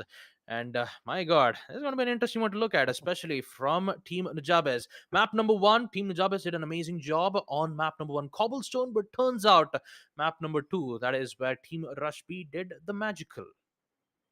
Did the magic happen on map short dust? I'm too sorry. I just got spaced out in the middle. All right. So yeah, map number three, Chalice. We're not gonna waste any time at all. So let's see whether if Team Rush B can steal the round or will it be Team Nujabes. This map will be the make it or break it moment for these two teams. Well, Punjabis are starting at the favorable side, that is the two side. So I believe Punjabis should be the one which is actually going to take the lead on the starting. And apart from all the other things, we all know that the difficulties that Punjabis are facing. Oh, I don't think that was. Push is the one who is being done and dusted. Jollies, let's see what Jollies is going to. Oh, beautiful team came in with that 1-0. Industry is already off to a very good start. Them and Ayush, they are struggling, and they are struggling for sure. Their faces are telling us. But on the other one, if we talk about Cruiser God, sometimes, well, guns are there. Farmers and the P90s are coming into the play. Apart from that, utilities are also being covered up. That was the only mistake that was there in the first map, if you guys remember, in the cobblestone. And now that mistake is getting covered up, is getting rectified, and the utilities are being used up, and that's the best part. And that is the main reason why these guys are able to calibrate and initially counter. Look at that, how beautifully the nade can impact. Indeed, the nade was there, but then the bomb planting the C4 is yet to happen. So I believe there is still an opportunity from where Jollies and Cruiser God can easily boost up and once again get the second round in the favor. Off to a good start, but Ayush and Vayam are waiting and holding their breaths. They're just trying to get a right idea of this particular map. Although it's not that easy to be honest, but then again, they're just trying to figure out which is the angle from which they should peek in and eventually get the fights in their favor. Yep. Slow and steady wins the race. But for Nujabes, time is running out for them. They need to make a play. No utilities from their end, so they just have to go guns blazing with the Glocks and Max. And they need to find their first prey first. They will proceed with the post plan, but here comes the response from Team Rush B as they patiently wait and get the 2 kills. 2-0. Once again, they will secure 2 of the important rounds, pistols and SMGs. Then that means that Rush B will be on their bonus round. Some flashes and Molotovs will be in play. And for Team Nujabes, they're currently looking under pressure right now. Map number 2 clearly did go all the way from Team Nujabes, and I'm still rooting for them. And Team Rush B, they are bringing some unexpected plays. The smoke plant this time, Team Nujabes gets the advantage. Post plant, which will force Team Rush B to play in an aggressive state. And that aggressiveness will cost them one of their lives. Ayush taking out Cruiser will force Jollies in a 1v2 situation. Tough one. She will prefer to spray and pray with the FAMAS, in which she will get one. Fake will be used. Ayush just still sees the bomb. Once again tapping. Sees the head of Jolly, and she... Actually, it will be Ayush who will get the kill. Gets the FAMAS. And Team Nujabes will respond back by winning their attack. Indeed, they are looking a little bit stronger at this moment. Seems like that Nujabes are finally back, and a dual M4 pick is going to be there, maybe. Okay, yes, I guess the dual M4s with the USP and a stun will be the preferable choice with the Cruiser God. I mean, the team known as Rush B. But on the other corner, the bomb is already getting planted. Look at that. The opening was there. And a retaliation, a beautiful one to be precise, is coming in. And that's it. A 1v2 coming from Vayam. The guy that we were missing is finally looking like he's back in the game. And if that is going to be the case, Rushby has to run for the money. Because the kind of chaos, kind of aggression that Vayam was able to bring to the table in the first map and also in this particular round of the third map, seems like that. Definitely that aggression is something the teammates of Rushby should actually watch out for. But on the other corner, Vayam once again is ready with the M4, with the AK to be precise in his hand, and the M4 for Ayush. The nades are coming in. Again, the utilities are the one thing that are maintaining a lot of pressure, that are putting a lot of pressure to be precise. But Vayam is going to plant the bomb first of all. Well, he's about to get spotted. Oh, the knife was about to come in. But before that, Ayush finds Jollies. A beautiful ding was there. And with that, it's all about Cruiser God sometime. Well, let's see what he can bring to the table. He's actually approaching from the same angle. Gets spotted. The damage is there. Now he's in a do or die situation because both of the angles are being confronted. The survival is a little bit risky, and that's exactly what happened. Vayam finally makes a way for the team to have a lead of 1 point. Yeah, Team Najabes are just playing it as safe as possible. Establishing crossfire angles, removing players out one by one, securing side with the help of a smoke plant. Team Najabes are forcing Team Rush B on post-plant situations, so retakes will be tougher if Team Rush B decides to give away the entire side at the hands of Team Najabes. So they have to be careful. They need to be slow and methodical. It was a good attempt for Jollies to try to deny the plant with the knife. Since she didn't had any utilities, it was a good attempt. But once she got away from the smoke, that's where her position was compromised. Once again, they have to play accordingly with time, and they've wasted a lot of time successfully. 1 minute. Both Jollies and sometimes are playing it as safe as possible. They're not gonna go away from the smoke. And here comes the response. Only flashes from Ayush, and Jollies will secure one. It's a 1v1 gunfight. Can Jolly secure this? She's very low HP, and so is Ayush. We'll get the kill. 2v4, Team Najabes. They're looking strong. A 2v3 situation coming in, but after that, Najabis were still trying to find the angle. Johnny on the other corner was able to dish out few damages, few shots. I believe she was able to take one player down. I guess that was Vayam. But then the 2-4 score is there. Najabis are 16. A little bit more comfortable. Again, a big pick coming in. Vayam and Ayush, a team effort coming in to the wall. Jollies gets taken down, and it's all about Cruiser God. I don't think so he's going to survive, but then again, the retaliation is one thing I'm actually waiting for. The bomb is going to get planted. Before that, another shutdown is there. Ayush with a beautiful M4 manages to take down Cruiser God sometimes. With that, a 2-5 score. Exactly the score line that Team Rushby was having in the second map, I believe. So, yeah, looking confident, looking aggressive. Najabes are definitely open to win this one and maybe secure the next few matches in their favor to actually become the champion. But before that, they have to counter Team Rushby, and it's a long way to go. But before that, Vayam finds another ding shot coming in. Vayam is looking aggressive. I guess he's working out quite a bit in terms of his strategy, in terms of his decision. But the bomb was about to get planted. Cruiser God was there. He was waiting for the right opportunity. Gets the opportunity, nails the final shot, and just like that, races out Ayush out of equation. Now he's going to keep the C4. Before that, he's going to get spotted, and look at that, the answer from Vayam. Again, a 1v2 from Vayam's corner. Vayam is not letting it go that easily.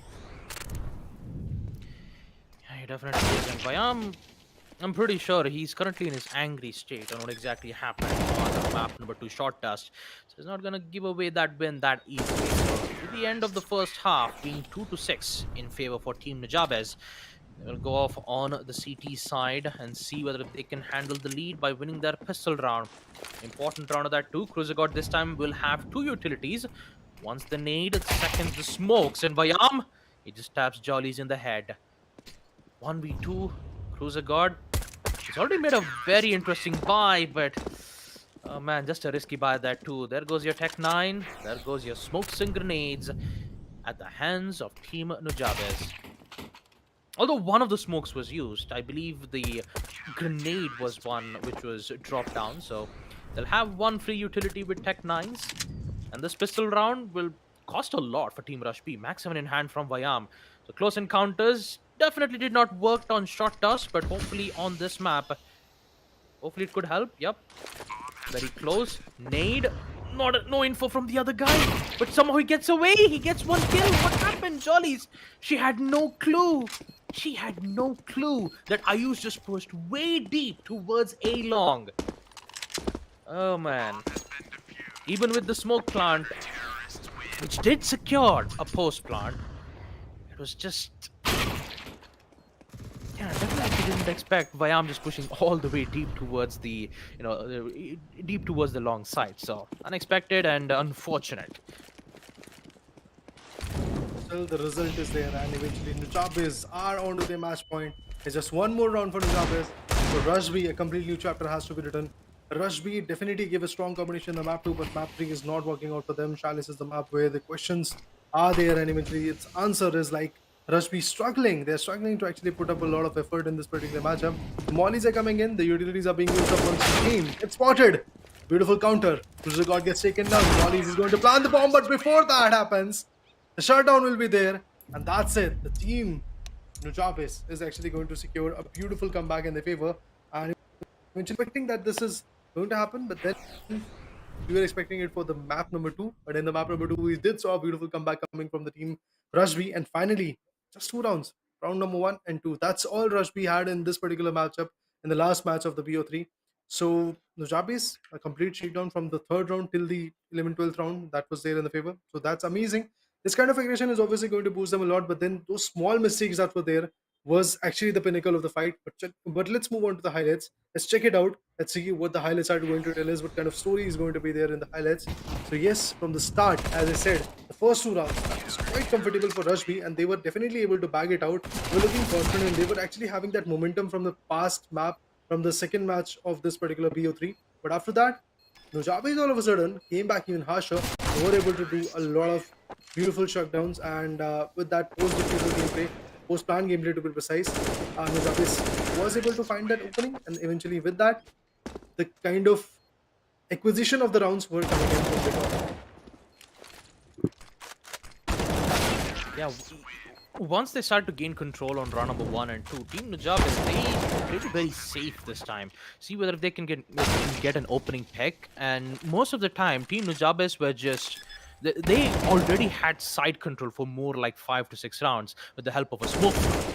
And round number 7 was where we did get to see Cruiser God at least, trying to clutch a 1v2. Unfortunately, that could not happen. So once Rush B started to lose control, or should I say lose grasp of the situation, losing a lot of score rounds, letting Wayam just casually pushing all the way from the stairs, where Cruiser God was just unaware, knowing that the CT side would just push all the way aggressive to that place. So 9-2. Despite, I would say there was good performance being laid on Right. map number 2, Short Dust. Rush B made an incredible performance from Short Dust. It's usually the hometown for any CSGO fans out there. But in the end, it will be Team Nujabes who will secure their 2 map victories, as they will go up against Team Motu or Patlu.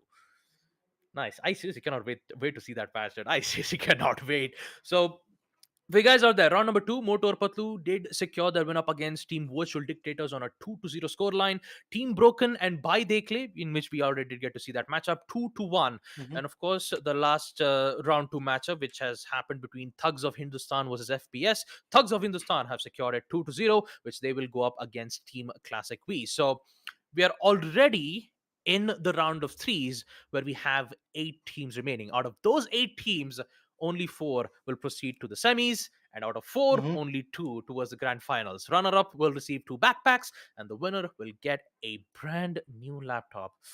Oh man, and that laptop is an amazing one to look at. Dell Inspiron 2 in Oh, 1. for sure. But yeah, we're just going to take a short little break, folks, and we'll be back with match number 4. Until then, go get some water and get some rest. We'll be back.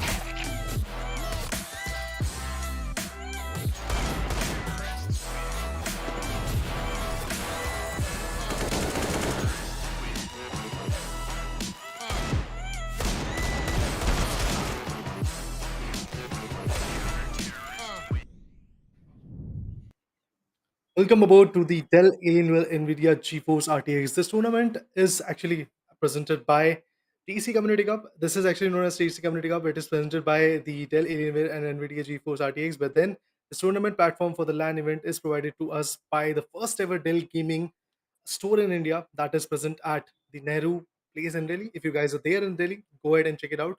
Right now, we are going to move on to the final, I guess, PO3 for the day. It is going to be between Dictator versus Motu Patlu. I'm excited for that because that name kind of actually excites us. Let's see what happens. Hmm.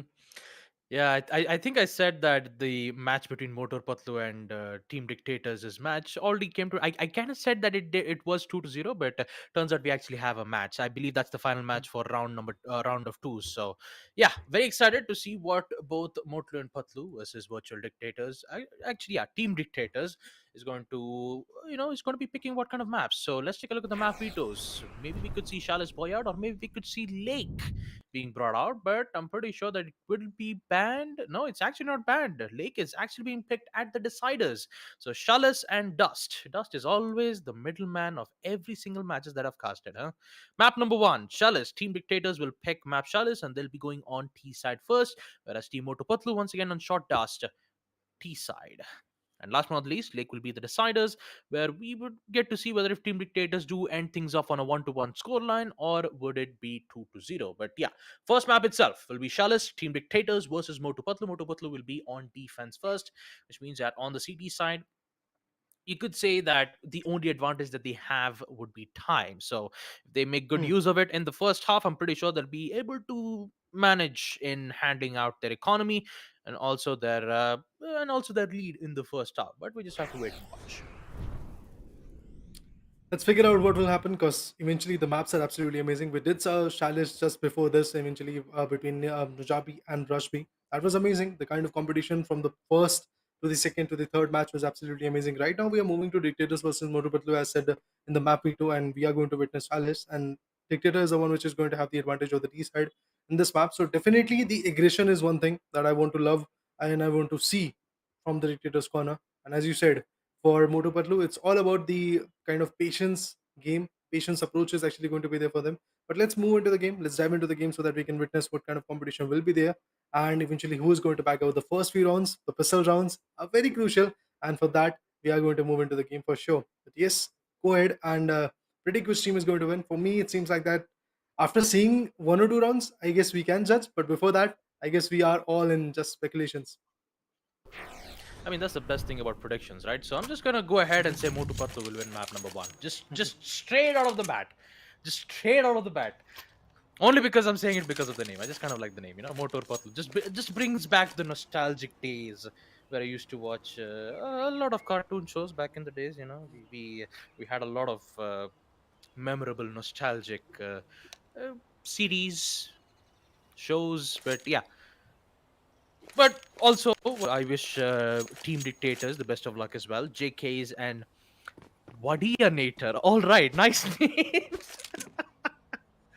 Oh man, sometimes the names really does give me a chuckle or two. But yeah, pistol round. Jesus, already a headshot from Jagat. Once more, could be a high possibility from the USB silencer. Wadianator might be able to find the perfect shot to the head. A lot of damage being dealt around, but the CT side somehow is alive and reaches back to safety. Jagat, my goodness, 8 HP. He also has the C4 information being given, so he's gonna play it safe. Wadianator, what is your response? Very low on HP, only 24, and Metal. is all the way up to 100. At least he could get dinged from the head once and he'll still stay alive. But forward Nader, if he needs to secure this 1v2, this could be huge. But you forgot about the player playing from the stairs, and that is Jagat, who will secure 2 kills. And they will, and Motor Patlu will secure their first missile round. A beautiful 1v2 indeed. Although Jagat was absolutely low on his HP, but then again, had a very good patience approach coming from his corner, had a very good place to hold on, and eventually with that, can see quite a beautiful round in the favor of Modu Patlu. Although the struggle was for real, another ding shot coming in. Jagat for the moment with the deagle has been taken down by JKS. If you guys remember, JKS was the one who was taken down in the previous round. So in this round, I guess he's just trying to prove quite fruitful. Metal on the other corner reverses the attack. It is there, but then the spottation coming from JKS. It's a 1v1. Dictators, they are also trying to show their signs and eventually put the aggression to the node. So yes, Motu Patlu have to come up with some good strategies, and for Dictators, they are actually going to have the advantage of using that M4 in the next round as well. So moving up ahead, let's see what kind of impact it will be there. The knives in the hand, 2 kills for Jagat, both from the first round. In the second round, he fails to point even a single shot onto the enemy. Some nades are going in to just get an idea where the enemies are and eventually disrupt the kind of hold that the enemies might be actually having with. But yes, JKS again trying to figure out where the angle is. Jagat already on lower amount of HP. Gets spotted. JKS finds metal. Once again, the terrorists are moving and acting quite swiftly. What Jagat is having is just a dig in his hand. You all know it's a very critical gun. One good shot can end the story. But eventually, if the precision is there, then only that case is going to be followed up. And look at the HPs of JKS and Vadianator. Both of them are having 100 and 100 HP each. Seems like that this round is for sure going to be in the hands of Dictators, and this exactly what happened. First round in the favor of Motu Patlu, second and third in the favor of Dictators, and Dictators are still looking quite eye-pleasing. Look at the aggression that is there from the corner. Not just the aggression, they know they have the trigger discipline, they know when to fall back, they know when to stay back a bit. Even though they had the manpower, they didn't overcommit, to be precise. And on the other corner, look at the commitment coming from Jagat. Gets spotted at the same moment. Seems like that the terrorists are bagging out the third round as well. A 3-1 is going to come in. But before that, it could be a 1v2. Oh, it's a 1v1. It's a 1v1 for sure with the scout. Oh, it's a 1v2 for sure. Metal. That was beautiful. Yep, that's the pure definition of putting a pedal to the metal, man. Just tagging both the players from the scout immediately gets those 2 kills. That's the power of the scout. You shouldn't underestimate a weapon like that, especially on a map like Chalice, where you always need to worry about those long-range gunfights. And they'll gladly get their weapons back too. Both M4A1 silencers, no smokes, just flashes and molotovs. And if JK dies, all of his utilities will go away. So he needs to, if he's using his utilities, it's best to use it right now. JK in a very soft angle, but no, he's gonna die. And with it, all his 4 utilities goes bye-bye. 50 seconds. Vadianator. What are you planning, man? 1v2, not a lot of utilities. I think he should know that the Molotovs has been, dropped down from the hallway side. He could pick that up. Still has 1 flash, and that flash will be very important for him. So once he pushes towards the side, using a flash and push could at least blind one of the players, but he also needs to have information on the second if he needs to secure this kill. Both of them will just play it patiently. Motor Patlu, they know that they have to play it as safe as possible because it is CT. They just have to waste time. What? That's the opening. Vadianator, he finds one. All he has to do is just plant, but no, it's just a fake. Jagat, can he finds it? No, he misses the shot. Oh boy, Vadianator might be able to get away with a kill. No, once again with the fake. He needs to go for the push. Jagat plays it safe. Beautiful tactic. Plays it so safe. And with that, oh, Vadianator, you're going to lose a lot of money from that. 3-2, Motu Patlu. Once again, patience, clarity, and pure precision. 3-2, as they will secure the lead. And for Dictators, Vadianator, unfortunately for him, he only has a lead. More mollies are coming into the way. They're trying to pick the frags. JKS is waiting for the right opportunity. It seems like that Jagat is actually going to be on the other corner. He could be the one receiving the blows, but before that, he goes in for a beautiful takedown. A 1v2 is awaited, and yes, exactly that's what Jagat is going to come up with. A beautiful ding shot and a spray. Managed to wipe out, first of all, Vadianator, and then it was JKS who gets a ding shot with that beautiful showdown of the trigger discipline and the aggression as well. Modu Patlu, 4-2 is the score. A round buffer is of 2 rounds to be precise. And then again a beautiful pick coming from the augury. Metal is just paving the way for the team to secure another round. Look at that. The opening was a JK's. Guardianator on the other corner also gets damaged a lot by the need. But this guy is having a dig. We know it is quite capable. This gun is quite capable of actually doing a 1v2, but for sure, he's going to get spotted. And with the AUG, again, a big shot coming in from Metal's corner. A 1v2 to be precise from Metal's corner is there. And 5-2 is the score. So now, just one more round after the sides. So after the sides are going, after this, the sides are going to get switched. Yeah, we're about to find that out. Instant use of Molotovs, the usual stuff that we expect from the CT side. And the presents are shown from mid. They have to go in for the push. Good nade. That will deal some chunk of damage to Wardianator. Should be safe for now. The flashes, I'm pretty sure Dictators needs to use those flashes as efficiently as they know. They have 4 flashes. They could use one to try to peek for info. They could use another one for executing on the site. Also, you also got to be careful on gaining information too. There you go. 2 flashes being used from JKs. They'll start to execute on towards the side. Here comes the trade. And the trade once again from Jagat. Look at that. Look how happy he is. Just a good fist bump to his teammate as he just casually looks at the scoreboard. 6-2. Ending things up on the first half. We will see Motor Patlu be in a really good lead here, man. Mm-hmm. Well, despite of not having that many frags, but they still have conquered those amazing takedowns, I believe, in their favor. Guardianator is the one which is actually missing the frags. He has secured, I guess, only just 2 kills in his favor. So that is the one thing he has to work on. The Glocks are ready. Jagat and Metal are trying to push forward, trying to make a way for themselves. Seems like that is not going to be that easy for sure. USPs are in the hands of JKS and Guardianator now. They might be able to spot them.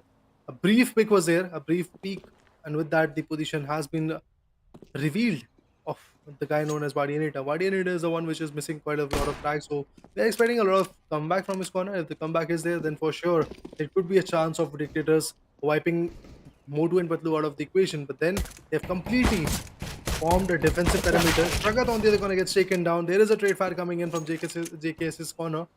And meanwhile, if we talk about the damage, well, JKS is also quite late, but JKS a 1v2 from his corner after becoming the series, I believe there is a ray of hope for the team known as Dictators, and they are definitely working it out. USP, some good ding shots were there from his corner. Look at that, Jagat with the ding shot was taken down, and I believe the last one also went in the same fashion.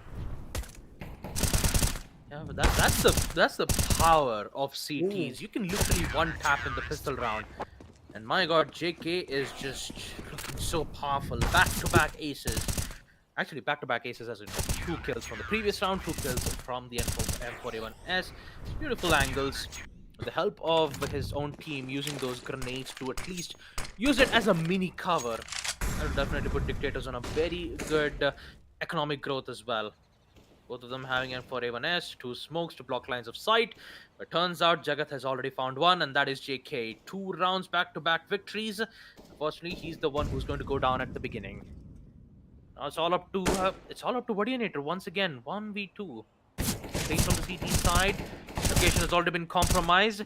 Just trying to wall bang from the boxes, hoping to get a kill or 2. But turns out all he's going to do is just give away his location. Flash is tossed around, confirming his location for a flashbang peek. And just like that, Motor Patlu will gladly get that kill. 4 HP remain for Jagat. 8 kills for him. Good economy, 5,000.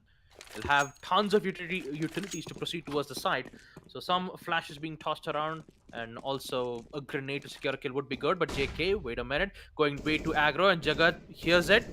Definitely hears it, so he knows that one of the players from CT is playing way too close. Goes for info. Oh, JK! My goodness.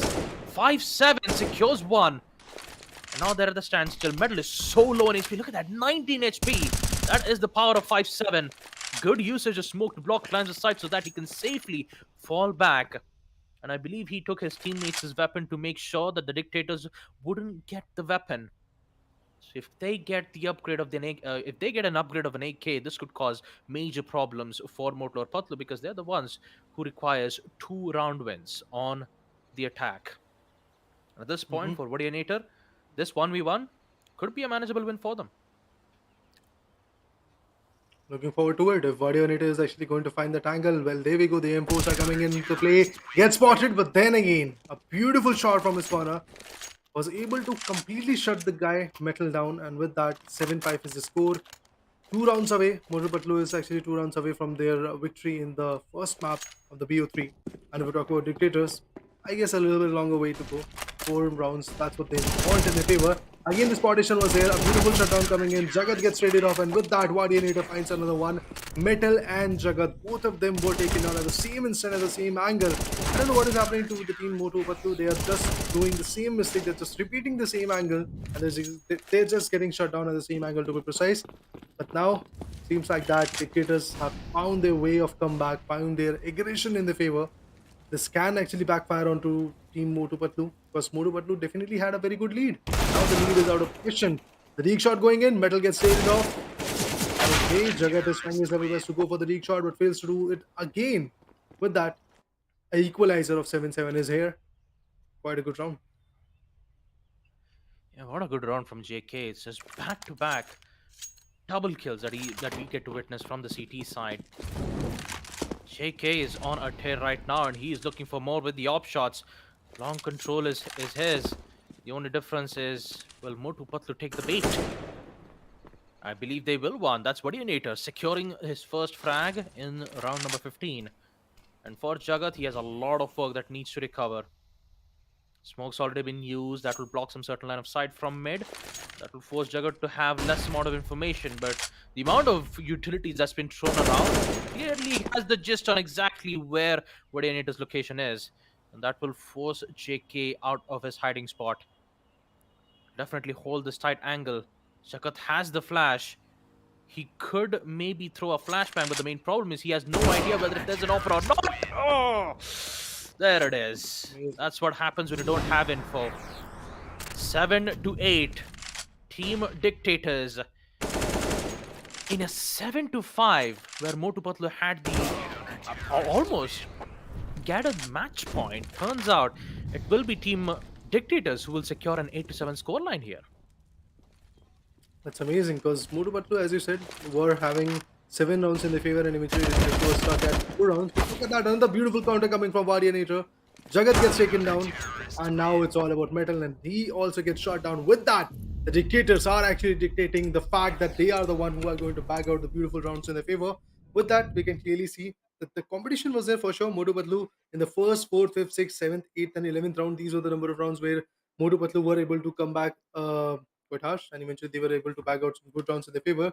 But then, if we talk about Dictators, they were on a roll. They didn't actually let the other team, known as Motu Patlu, after the 9th round, to make even a single stance in their favor. So from the 9th round till the 15th, back-to-back victories in their favor. From 7-3, the score went to 9-7. That is the kind of performance was there from Dictators. I'm looking forward to see what will happen in the next one. Yeah, and that's all thanks to JK. I mean, he's been getting like back-to-back kills. Pistol rounds, 2 kills, M41 silencer on. I think it's the second half itself. Let's take a look at the highlights itself. At that time, we'll be able to properly explain how Team Dictators ended up securing a lot of wins in the second half itself. It was mainly due to JK's, who was playing in a very aggressive state from a long, and that's exactly where JK ended up getting a lot of kills on the CT side. T side, on the other hand, they try to contest the side with some flashes, but turns out sometimes it did work, sometimes it did not. And having that randomness is exactly what Dictators had a lot of problems once they were, going in on the attack. But once the role swap came into play, once Motu Patlu decided, once Motu or Patlu was just playing on the T side, Dictators, they just had to patiently wait, right? Because for the CTs, all they have to do is just waste time. And this specific this specific place that we see, JK just did a fantastic job, man, especially in the second half. But I still have to give a credit to Jagat. He was also on a different level on the first half itself. Great presence, great holdouts, good protection being given from his teammates. And he did all he could to just hold his ground. That's basically what he did. JK, on the other hand, he was getting those important kills, catching players off guard one by one. And Guardianator also, 1v1s, important 1v1 kills that did ended up securing a lot of wins for Team Dictators. But let's not forget, first map, Dictator secures map Chalice. Second map is once again Short Dust. So I got to ask you a question here, Raider. We have Yeah. witnessed Short Dust almost on every single matches. Match Right. number 1 was the middleman, Short Dust. Match number 2, Short Dust, second map. And of course, our last match, who would have ever thought that we would find Yeah. another Short Dust on map number 2? Now, here's the thing. Every time I see a Short Dust, we always expect to see a 1-to-1. So here's my biggest question here, Raider. Will we see Mhm. that 1-to-1 to go all the way towards deciders, or will we see a 2? That's all I'm going to ask. That's all I'm going to ask. 2-0 or It's a 1-to-1? tough question. It's a tough question, but I will go with a 2-0. I will go by the team known as Dictators because there is a reason. Motu Hmm. Patlu was quite aggressive when they were the terrorists, but eventually, when the roles were reversed, Motu Patlu were unable to find that angle, find that gap to just be in the site and eventually plant the bombs. And eventually, Dictators were quite confident, quite good when it comes to the CT role. And we saw that not even a single round from 9 till the 15th was out of their hands. So, for me, I believe I can actually go for Dictators that they are going to back out the second round as well. But after seeing what happens in Short Dust, things might change. Yeah. I thought you were about to ask a lifeline, whether if it. I thought you were going to ask like 50-50 audience poll, phone a friend, but it's all right. 2-0. You just went straight to the answer. That's good, Raider. Straight. That's really good. But Yeah. yeah, jokes aside, map number 2, Short Dust. If I have to make a proper prediction, you did say that it could go 2-0 favoring for Team Dictators. But I always love to do the exact opposite because let's Go just for face it. it. I just like, here's the thing. I always want to make predictions a 50-50 thing. All right. Since you said 2-0, I'm going to say 1-1 where Motu Patlu will win Short Dust because you like no matter how good you can understand map Short Dust, somehow or the other, you would end up winning a lot of important rounds where you weren't expected to. You know, what I mean? Yeah. We already had that example, right? We already had that example between Rush B and Nujabes, right? We had Yeah. that map number 2. I mean, yes, there was a lot of technical problems, but still, we did get to see Rush be securing map number 2. So who knows? Maybe we could see the same thing here as well. That's what I'm thinking. But I'm Definitely. not going to Yeah. say my prediction would be all the time right. I'm just saying. I'm just saying it could be 1-1. All right. Let's see. Will it be 1-1 or is it going to be a straight up 2-0 coming in? But without a break, we are going to move into the next match. Next map to be precise, that is for sure the short dust. And look at that. The players are ready. And oh god, let's see what dictators are going to bring to the table and Motu Patlu are they going to answer back because now once again they are the terrorists. The T side is not that favorable for this team, but then the map is something which can change the glorified fights in their favor. Look at that, they are already moving in from the ladder to the ladder room. From the backside, they're trying to plant the bomb and Guardianator gets taken down, but then the retaliation was there. Finally, Metal finds one more, and with that, exactly the team known as Motu Patlu is making their way and they're proving themselves a bit stronger. And this round is one of the crucial rounds that you have to win. Seems like that Motu Patlu are ready for it. Yeah, unfortunately, Metal had to, take out his teammate by accident because he was currently in his line of sight. But all's well that ends well. Motu Patlu secures the first round and a very risky buy from Jagat. Actually, Jagat and Metal. Okay, already like 2 AK-47s. This could cause dangerous if JK secures the Whoa. kill, but no, he will survive. Oh boy, what do you need here? He knows that one of them is heavily tagged, and Metal needs to be very careful. So he's going to join with his teammate. I'm pretty sure that he will be the one who's going to get the C4, and he will go for the plant. But no, he's just going to throw the smoke. Important line of sight being covered up. Warrior doesn't have any proper weapons that can wall bang towards the boxes. I'm sure USP doesn't have good penetration, but if he had a dig, that The could work. Deagle. Actually, yeah, he has the dig. He could go in for a wall bang. Coordinator, what would be your response? No, he's gonna patiently wait. Oh. Info's been given because he was currently holding the boxes. A 2-0 close encounters, risky play from Jagat and Metal. If one of them had died, that 8K could have helped so much for Dictators. But winning this round will be even much more better because on bonus round they have AKs, no SMGs. Oh. Finally, a comeback. JKS bags out one with the M4.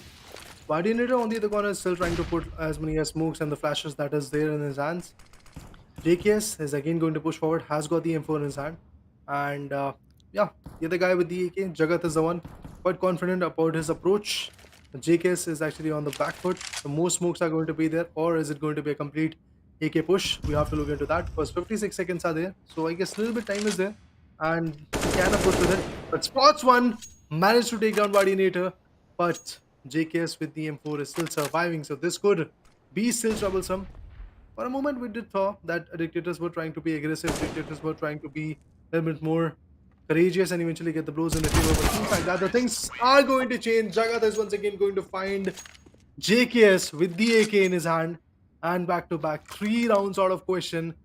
The history is repeating just the way in the first map dictators were losing in the initial stages. Exactly that's what is happening against Murupatu. Once again, they're losing in the initial rounds.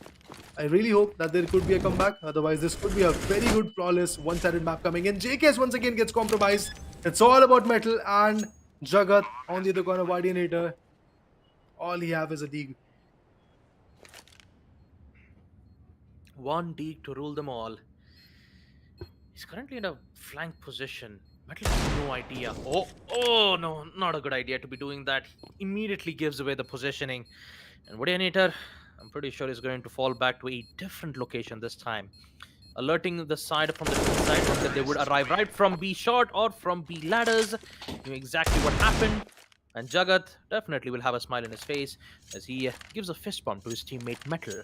4-0. 4 substantial leads, winning both the bonus round as well as the pistols. And Dictators were forced for an eco. Unfortunately, they had to lose that round, which means only for mass and ops, no utilities. And that op shot is the only thing that they could help in securing that one important kill, and eventually JK does. Important pick. Also 1v2. Vardinator needs to get the kill, but no, Metal is very fast over the shots. Now it's at a standstill, 1v1. At least on the bright side, Metal doesn't have any flashes. So JK, one line of sight. If he guesses this right, he'll be able to put Dictators on a 1-4 score line. And if that doesn't, 0-5, it's even more. It's a scary thing to know about it, man. It's really scary. It is scary, but then the change is going to be there for sure. It's a 4-0 coming in, and for now, seems like that JKS with the off shot could be quite confident, but then appointing those off shots is not going to be that easy because Metal, he's aggressive. He's actually quite confident about the frags that he's actually gaining in the past few rounds. So it seems like that things can change quite rapidly, and has the AKs in his hand, but he is just walking in the trap. He's just walking towards him. But no, the angles have been changed. Gets spotted. Finally a round from Dictators, and a sigh of relief for JKS and his teammates Vardinator. And this 5th round might be bringing some hopes for the team known as Dictators. But on the other corner, Motupatu are once again ready with the AKs and the beautiful utilities that they are going to have in their favor. The smokes are there, the nade is there, the splash is there. Everything that is required is in the hands. JKS on the other corner again with the op is going to push forward. That's a great gun, to be honest, and I guess that one shot can be quite critical. Although if you have failed to do so in the close range, it can be a fatal blow onto you. Some more flashes are actually being used up. JKS on the other corner is setting up a crossfire. He's just waiting for the right opportunity. Meanwhile, number of utilities have been used up already. Smokes are there. Oh, the op was used, but eventually that shot was not enough to put the guy down. Oh, one of the shot goes in. Still, the connection is not being made. He's constantly trying their level best to get the idea out of it, but still failing to do so. Vardinator is also trying to just wait a little bit longer. He's actually having that trigger discipline, and that patience is very important. But JKS finds one. Metal on the other corner also reverses the attack. The AK comes in, and yes, again Dictators bags out. Another beautiful round. They're going to defuse the bomb. Have got the defusal kit. In just 4 seconds, the victory will be there in the hands. Yeah, what a play though. What a play. Once the T side threw his flashbang, JK was like, yep, I don't have any other choice but to be aggressive, use the P250, just get that kill. It was a do or die situation for him. He had no other choice, and he just played it so well. JK, on the other hand, oh no, he kind of misses the timing of that crouch push. But at least he gets it right. He doesn't have to worry about more shots. JK playing too close for comfort. He's gonna let himself get caught out.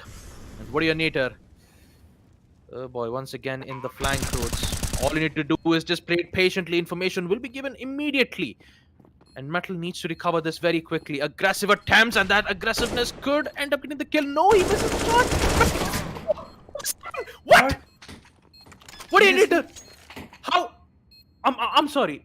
I just literally saw Vodinator reloading the weapon. That Metal should have got the kill. He literally saw the backpack of the CT. That would have been hit. That was his round. No, Exactly. that was his round. He had it. See, Metal had it. He was forced on a reload, but I feel you, man. I feel you, Metal. We've all been there. And we've all Another been there big for takedown. JK2. Oh, man. Yeah. Guardianator, the only hope for his team. Although they have actually kind of, let's say, capsized on the gap that was there from the boost. There is Uh-oh. a guy coming in. Guardianator is going to get backstabbed. Let's see, let's see. Oh, no. what is Not that? the knife. There could be a knife. There The could be a knife. knife. There could be a knife. And yes, the knife is there. Metal, metal, metal. I thought that we are not going to see any kind of knifing in this whole community cup. It seems like that on the day one we are going to witness it. Yep. Look at that. Oh, the disrespect, especially on the instant replay. No, the humanity. No. Oh. Oh, the humanity. Oh. I was just joking, by the way. 5-3, Motor Patlu. At least on the bright side, they've ended the first half on a 5-3 score line, so it's been reset to a pistol round. And look at the speed from JK. He just doesn't get not a single bit. The pressure is just too much. They've already secured for the prod, and JK, he does what he does best. Pistol round is his once again, just like we saw him do on Map Chalice. This time on the T side. Look at that. No fear at all. You can literally see that in his expression, though. He was just so focused. Well, there you go. 4-5 coming in. Again, another round. Getting started. Guardianator finds Jagat. Guardianator is going to bag on another one, maybe. Galil is also in the hands of JKS. He's also trying to push forward. On the other corner, Metal. Oh, Metal, Metal, Metal. I'm worried about Metal right now. I don't think so. Metal is going to bring a lot to the table. He has to survive a bit more. He has to thrive. But then the competition is just increasing bit by bit. Because Dictator are diminishing the gap. And with that, the equalizer comes in. It's a 5v5 coming in. And now Dictators might be able to bag out a little bit more in their favor. Because Jagat and Metal, now they are the city-sided team. Every now and then we did saw that they were struggling at that role, and they might actually struggle once again. For now, seems like that Dictators are once again trying to push forward at the same angle. But yes, the retaliation is there. The shots coming in. The gun was about to switch. Before that, Metal gets taken down. JKS and Guardianator are definitely able to find those angles that were required. Now Jagat, the goal is to go ahead and keep the site. But seems like that from the boost, JKS and his teammates are going to push forward, or they might actually choose the connector, or might be coming from Haven. Yeah, at this point, they're just only giving sound cues. Hopefully to try to juke the opponents out. But I believe Jagat is not going to budge an inch. He will wait on the site. He will wait for his enemies to arrive right at his crosshairs. And look at the amount of utilities that the T side has. They could just immediately go in for a smoke plant. Smoke, flashes, molotovs, grenades. The only difference is they just heavily guns perfectly lined up. Jagat! Oh boy! Just like that. It just fell apart. This is what happens when you don't have any info. It was just a perfect Christmas present for him. It was just a perfect time. Just that perfect lineup was more than enough for Moto Patlu to secure that kill, man. Jagat, man, he was just so patient. Well done, well done. He waited for the opportunity, got it, and eventually in the line of fire was able to take both of them down. Right now, let's come back to another round. JKS finds a beautiful ding shot, and JKS did the same thing. What they tasted, they are going to actually let the other team also taste the same thing. And now Jagat and Metal, both of them were countered at the same moment with the ding shots coming in from JKS. A beautiful comeback indeed. Again, a 6-6 coming in. So 12 rounds have passed. Dictators are every now and then countering what Motu Patlu are trying to set as a goal. But moving up, JKS and Guardianator have got the AKs. On the other corner, M4 USP is the gun combination for Metal, and Jagat is having just a Deeg in his hand. Obviously, Jagat is a guy who is quite credible, who is quite capable when it comes to his stance, when it comes to his gun game. But right now, seems like that he's going to have a little bit more trouble because that deep shot, appointing it, is a little bit more risky because you have to be in an open space, and eventually those shots are also quite fatal. But then the right placement is important. But then JKS gets founded. Vadia Nater.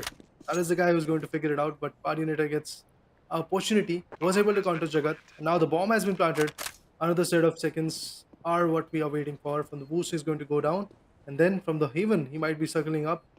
And Metal is just waiting, Oh no. finds him, was waiting for him, was waiting for him to welcome him. And eventually, the 13th round goes in the favor of Motopatlu. Oh boy, 6-7.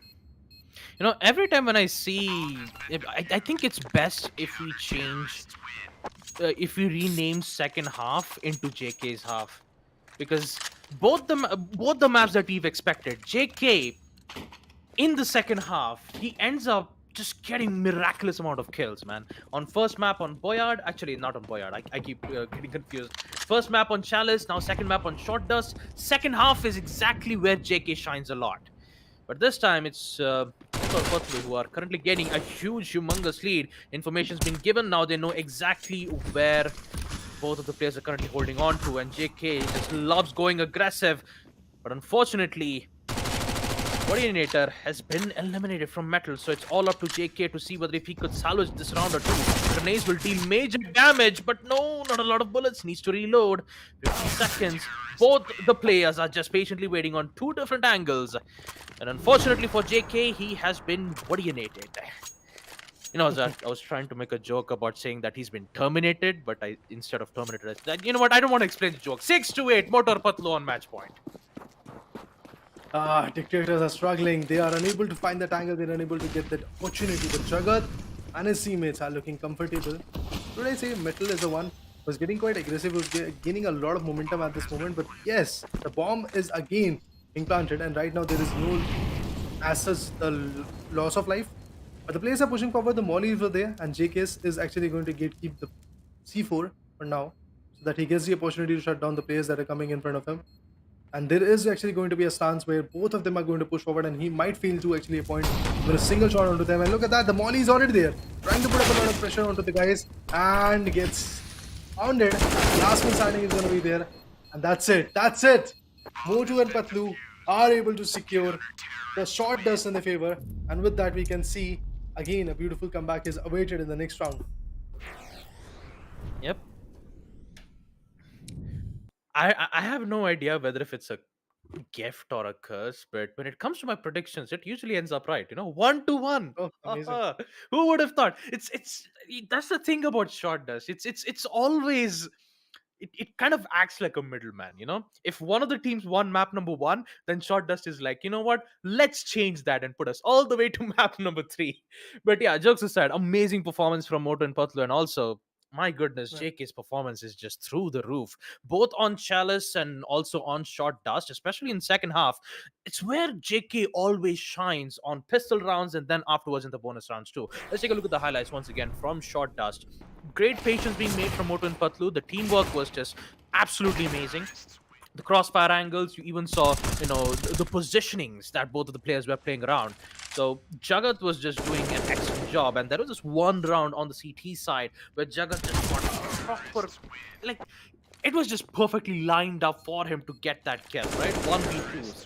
And from the CT side, from CT, all they have to do is just hear Oh. the defuse noises, right? So for the T's, if they can't get control on the site and quickly force the CTs onto post-plant situation, then usually, especially on a 2v2 wingmans, the T side always have a major disadvantage.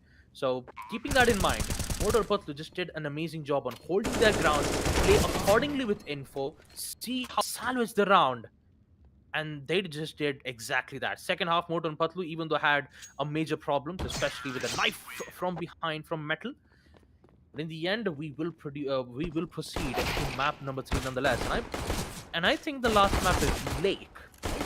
Last map is Lake. I think it should be Lake.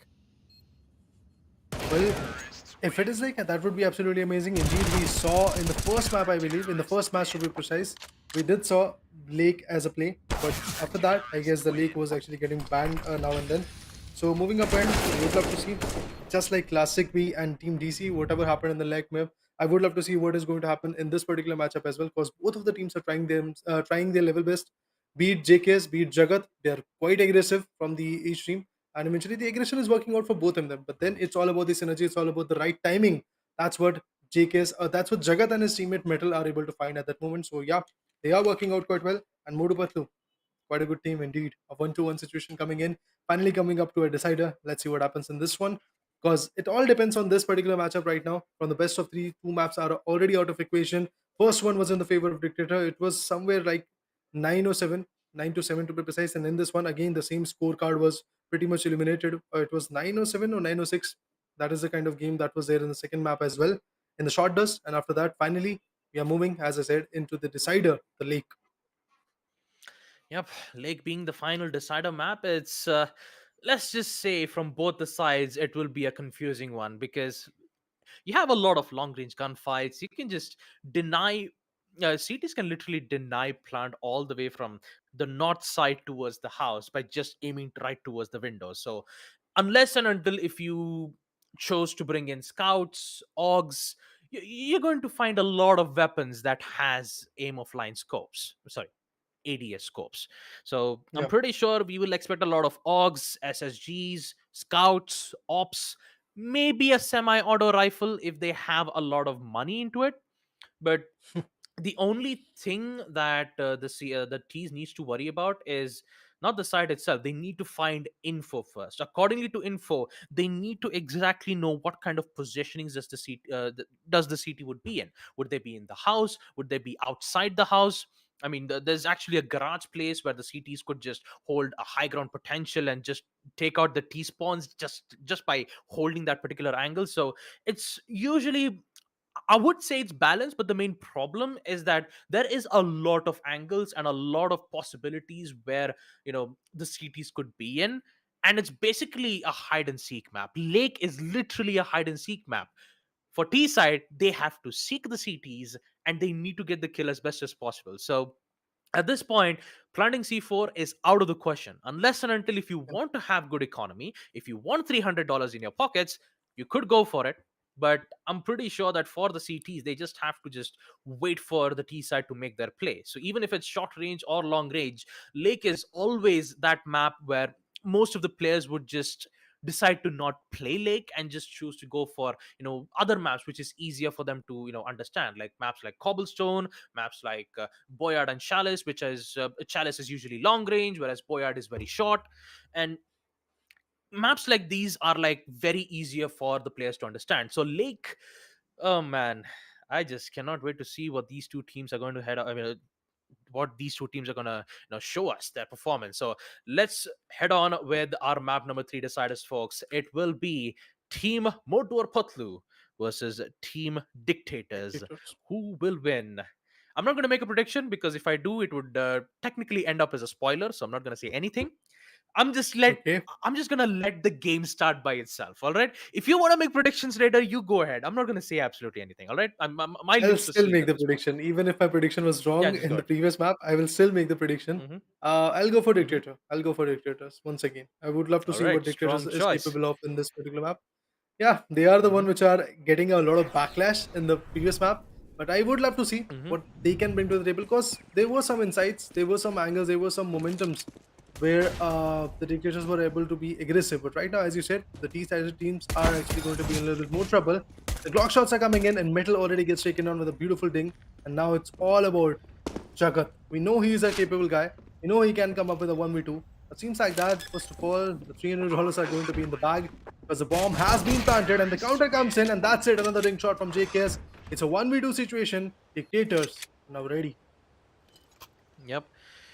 The faster the dictators know exactly where the positionings of Jagat and Metal is, the faster that they can clear the site and secure a round win.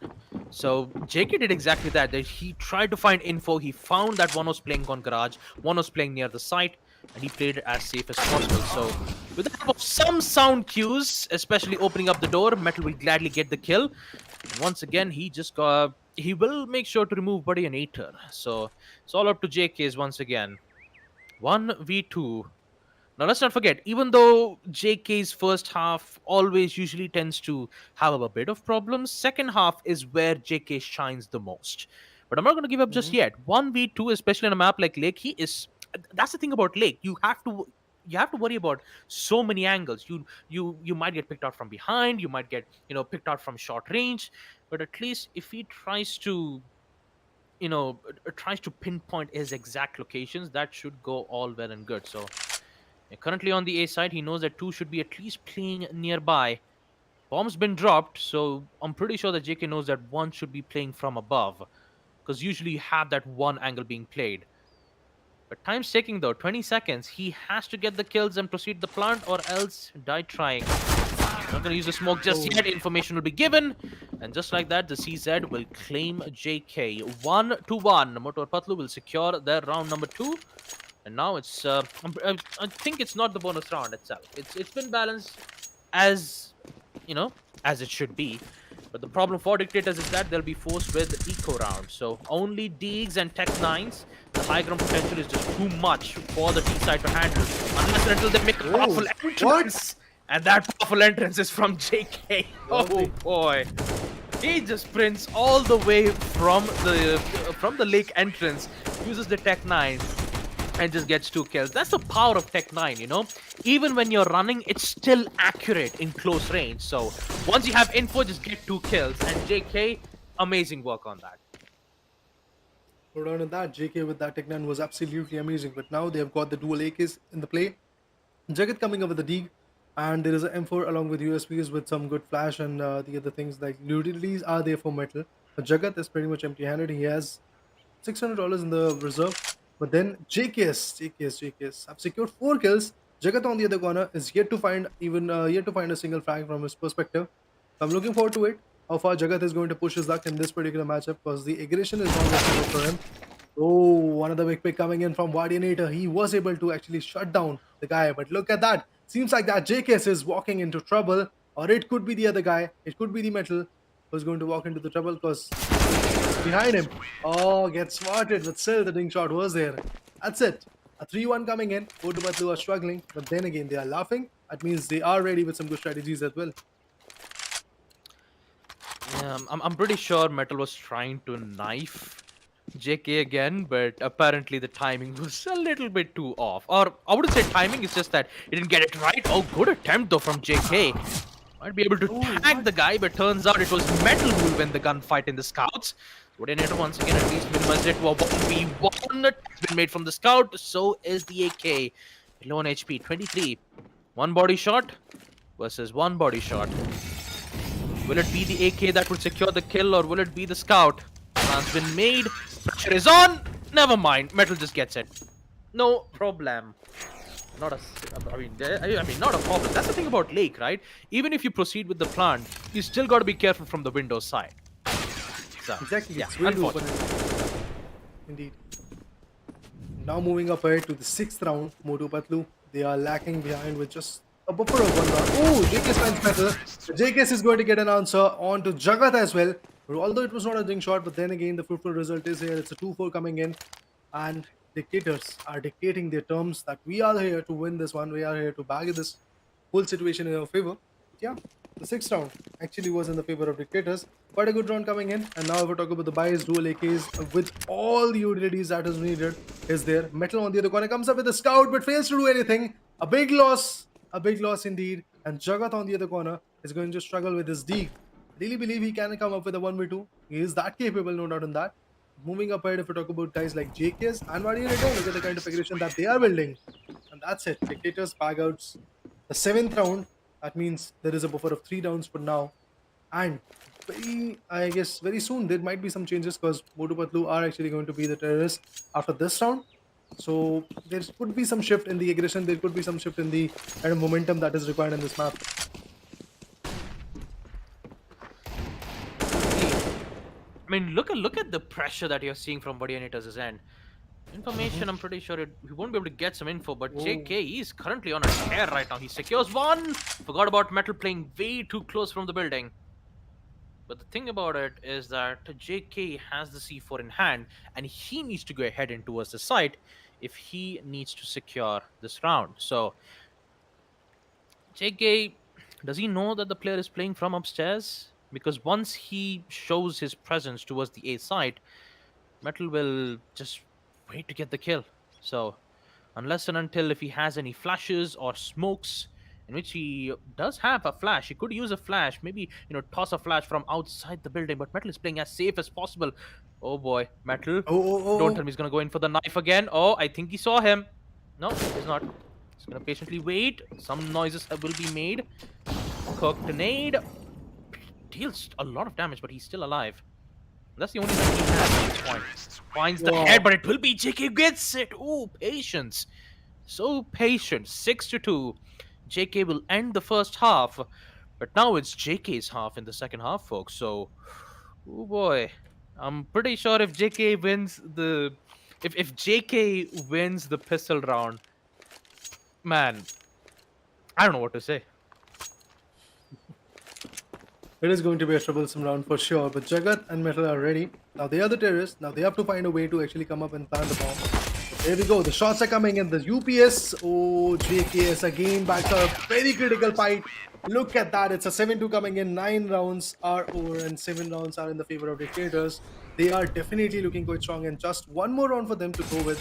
And then they are actually going to get the, should I say, match point, and after that one more round and it will be done. I guess it is actually looking like that Dictators are a little bit more comfortable when it comes to their aggression. But on the other corner, if I talk about Metal, he is again back with the Scout. The Maulers are actually being used along with an SMG. We have Pummers in the hands of JKS. So they are waiting. They are going to anticipate from where the attack could come in, because they have got the time, they have got the defensive approach. They don't have to actually put up a bomb or maybe eventually eliminate the players, because the players are going to come towards them. Look at that. One player has already been spotted. The guy with the Pummers was taken down. With that, the match point comes in for the Dictators, and Motu Patlu are awestruck at this moment at how far they will be able to embellish the kind of courage is required. Yeah. Although I've got to admit, amazing, such a great performance from both Jagat and Metal. But Mhm. yeah, it's just JK's round, man. I mean, every time you see the second half, JK always has that sense of control. It's like no matter what happens, he always gets in the zone, and turns out Terminator will get one. It's all up to Jagat. 1v2. Can he secures that? Just USP in hand, secures it, and will be Team Dictators who will proceed to the next phase of this tournament. Congratulations to Team Dictators. Really great Mhm. job. Motor Patlu, on the other hand, they really made some great performance, especially in the second map. But yeah, as you predicted, Raider, we will see Team Dictators win it all. Dictators are now going to move on to the next phase where we are going to see a best of five coming in from their corner as well. So, indeed, the competition was absolutely surreal. The takedowns were quite amazing. But then, Modu Badlu, somehow they were unable to get the grasp of this particular round. The lake map was not in their favor, I believe. In the second and fifth round, there was a good competition coming from the corner. They were able to answer back onto the aggression coming from Team Dictator.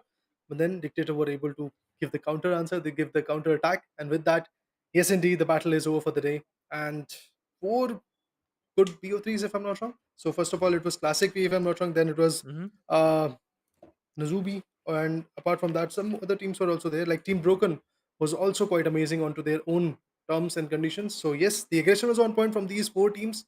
They were able to bag out some beautiful rounds, and indeed, we did saw every single map being utilized in the PO3s. Yeah. Well, out of all the matches that we witnessed, I think from a total of 32, I think from round of 32s, we are back to round of fours, out of which we Hmm. have our top eight teams: Team Nujabes versus Team Dictators, Team Broken versus Team Venatos, Z Blue Esports versus Elo Eating, and of course, last but not the least, we have Classic V versus Thugs of Hindustan. Congratulations to all these eight teams who are qualified from round number two. And now I believe tomorrow will be the day where we will continue day two of our Alienware CSGO Community Cup 2v2, where out of these eight teams, only two will be selected the grand finals, which will be a best of 5. Who will it be? We just have to wait for tomorrow, folks. Until then, is our I mean that's all our 4 matches dusted from the from us. Again, a huge shout out to Dell, Alien, and NVIDIA RTX, and of course our tuner platform for the LAN event, which is provided to us by our favorite Yeah. Dell gaming store in India at Nehru Place in Delhi. So if you guys are looking for some high-end laptops, if you guys are looking to get that important laptop that which you need for education purposes, make sure to go ahead and check out our Dell gaming store in India. Provide you with products. They'll hook you up with some great high-end products if you're into gaming or if you're into graphic designing, anything you want. It's right there in Delhi itself. And once again, I've got to say, it's a great. I'm pretty sure that not only do we have a CS:GO tournament, we actually had 1v1 matches on Fortnite. We also had Brawlhalla's 1v1s. We might be able to indicate the winners once we get the proper information on tomorrow. But yeah, I think Yeah. that would be it from us from today. All 4 matches have been completed. Make sure to like and subscribe to our YouTube channel, the Esports Club. Link is in the description down below. And also make sure to check out our once again, check out the products from Alien, products from Dell, everything. Link is down in the description below. It's also on the match chat. So we'll be taking our leave for today. This is me, Augusta, alongside my co-caster Raider, and also our broadcast team, Manoj and Sid Sniper. And we will see you guys tomorrow. Until then, take care and goodbye. Peace. Yeah.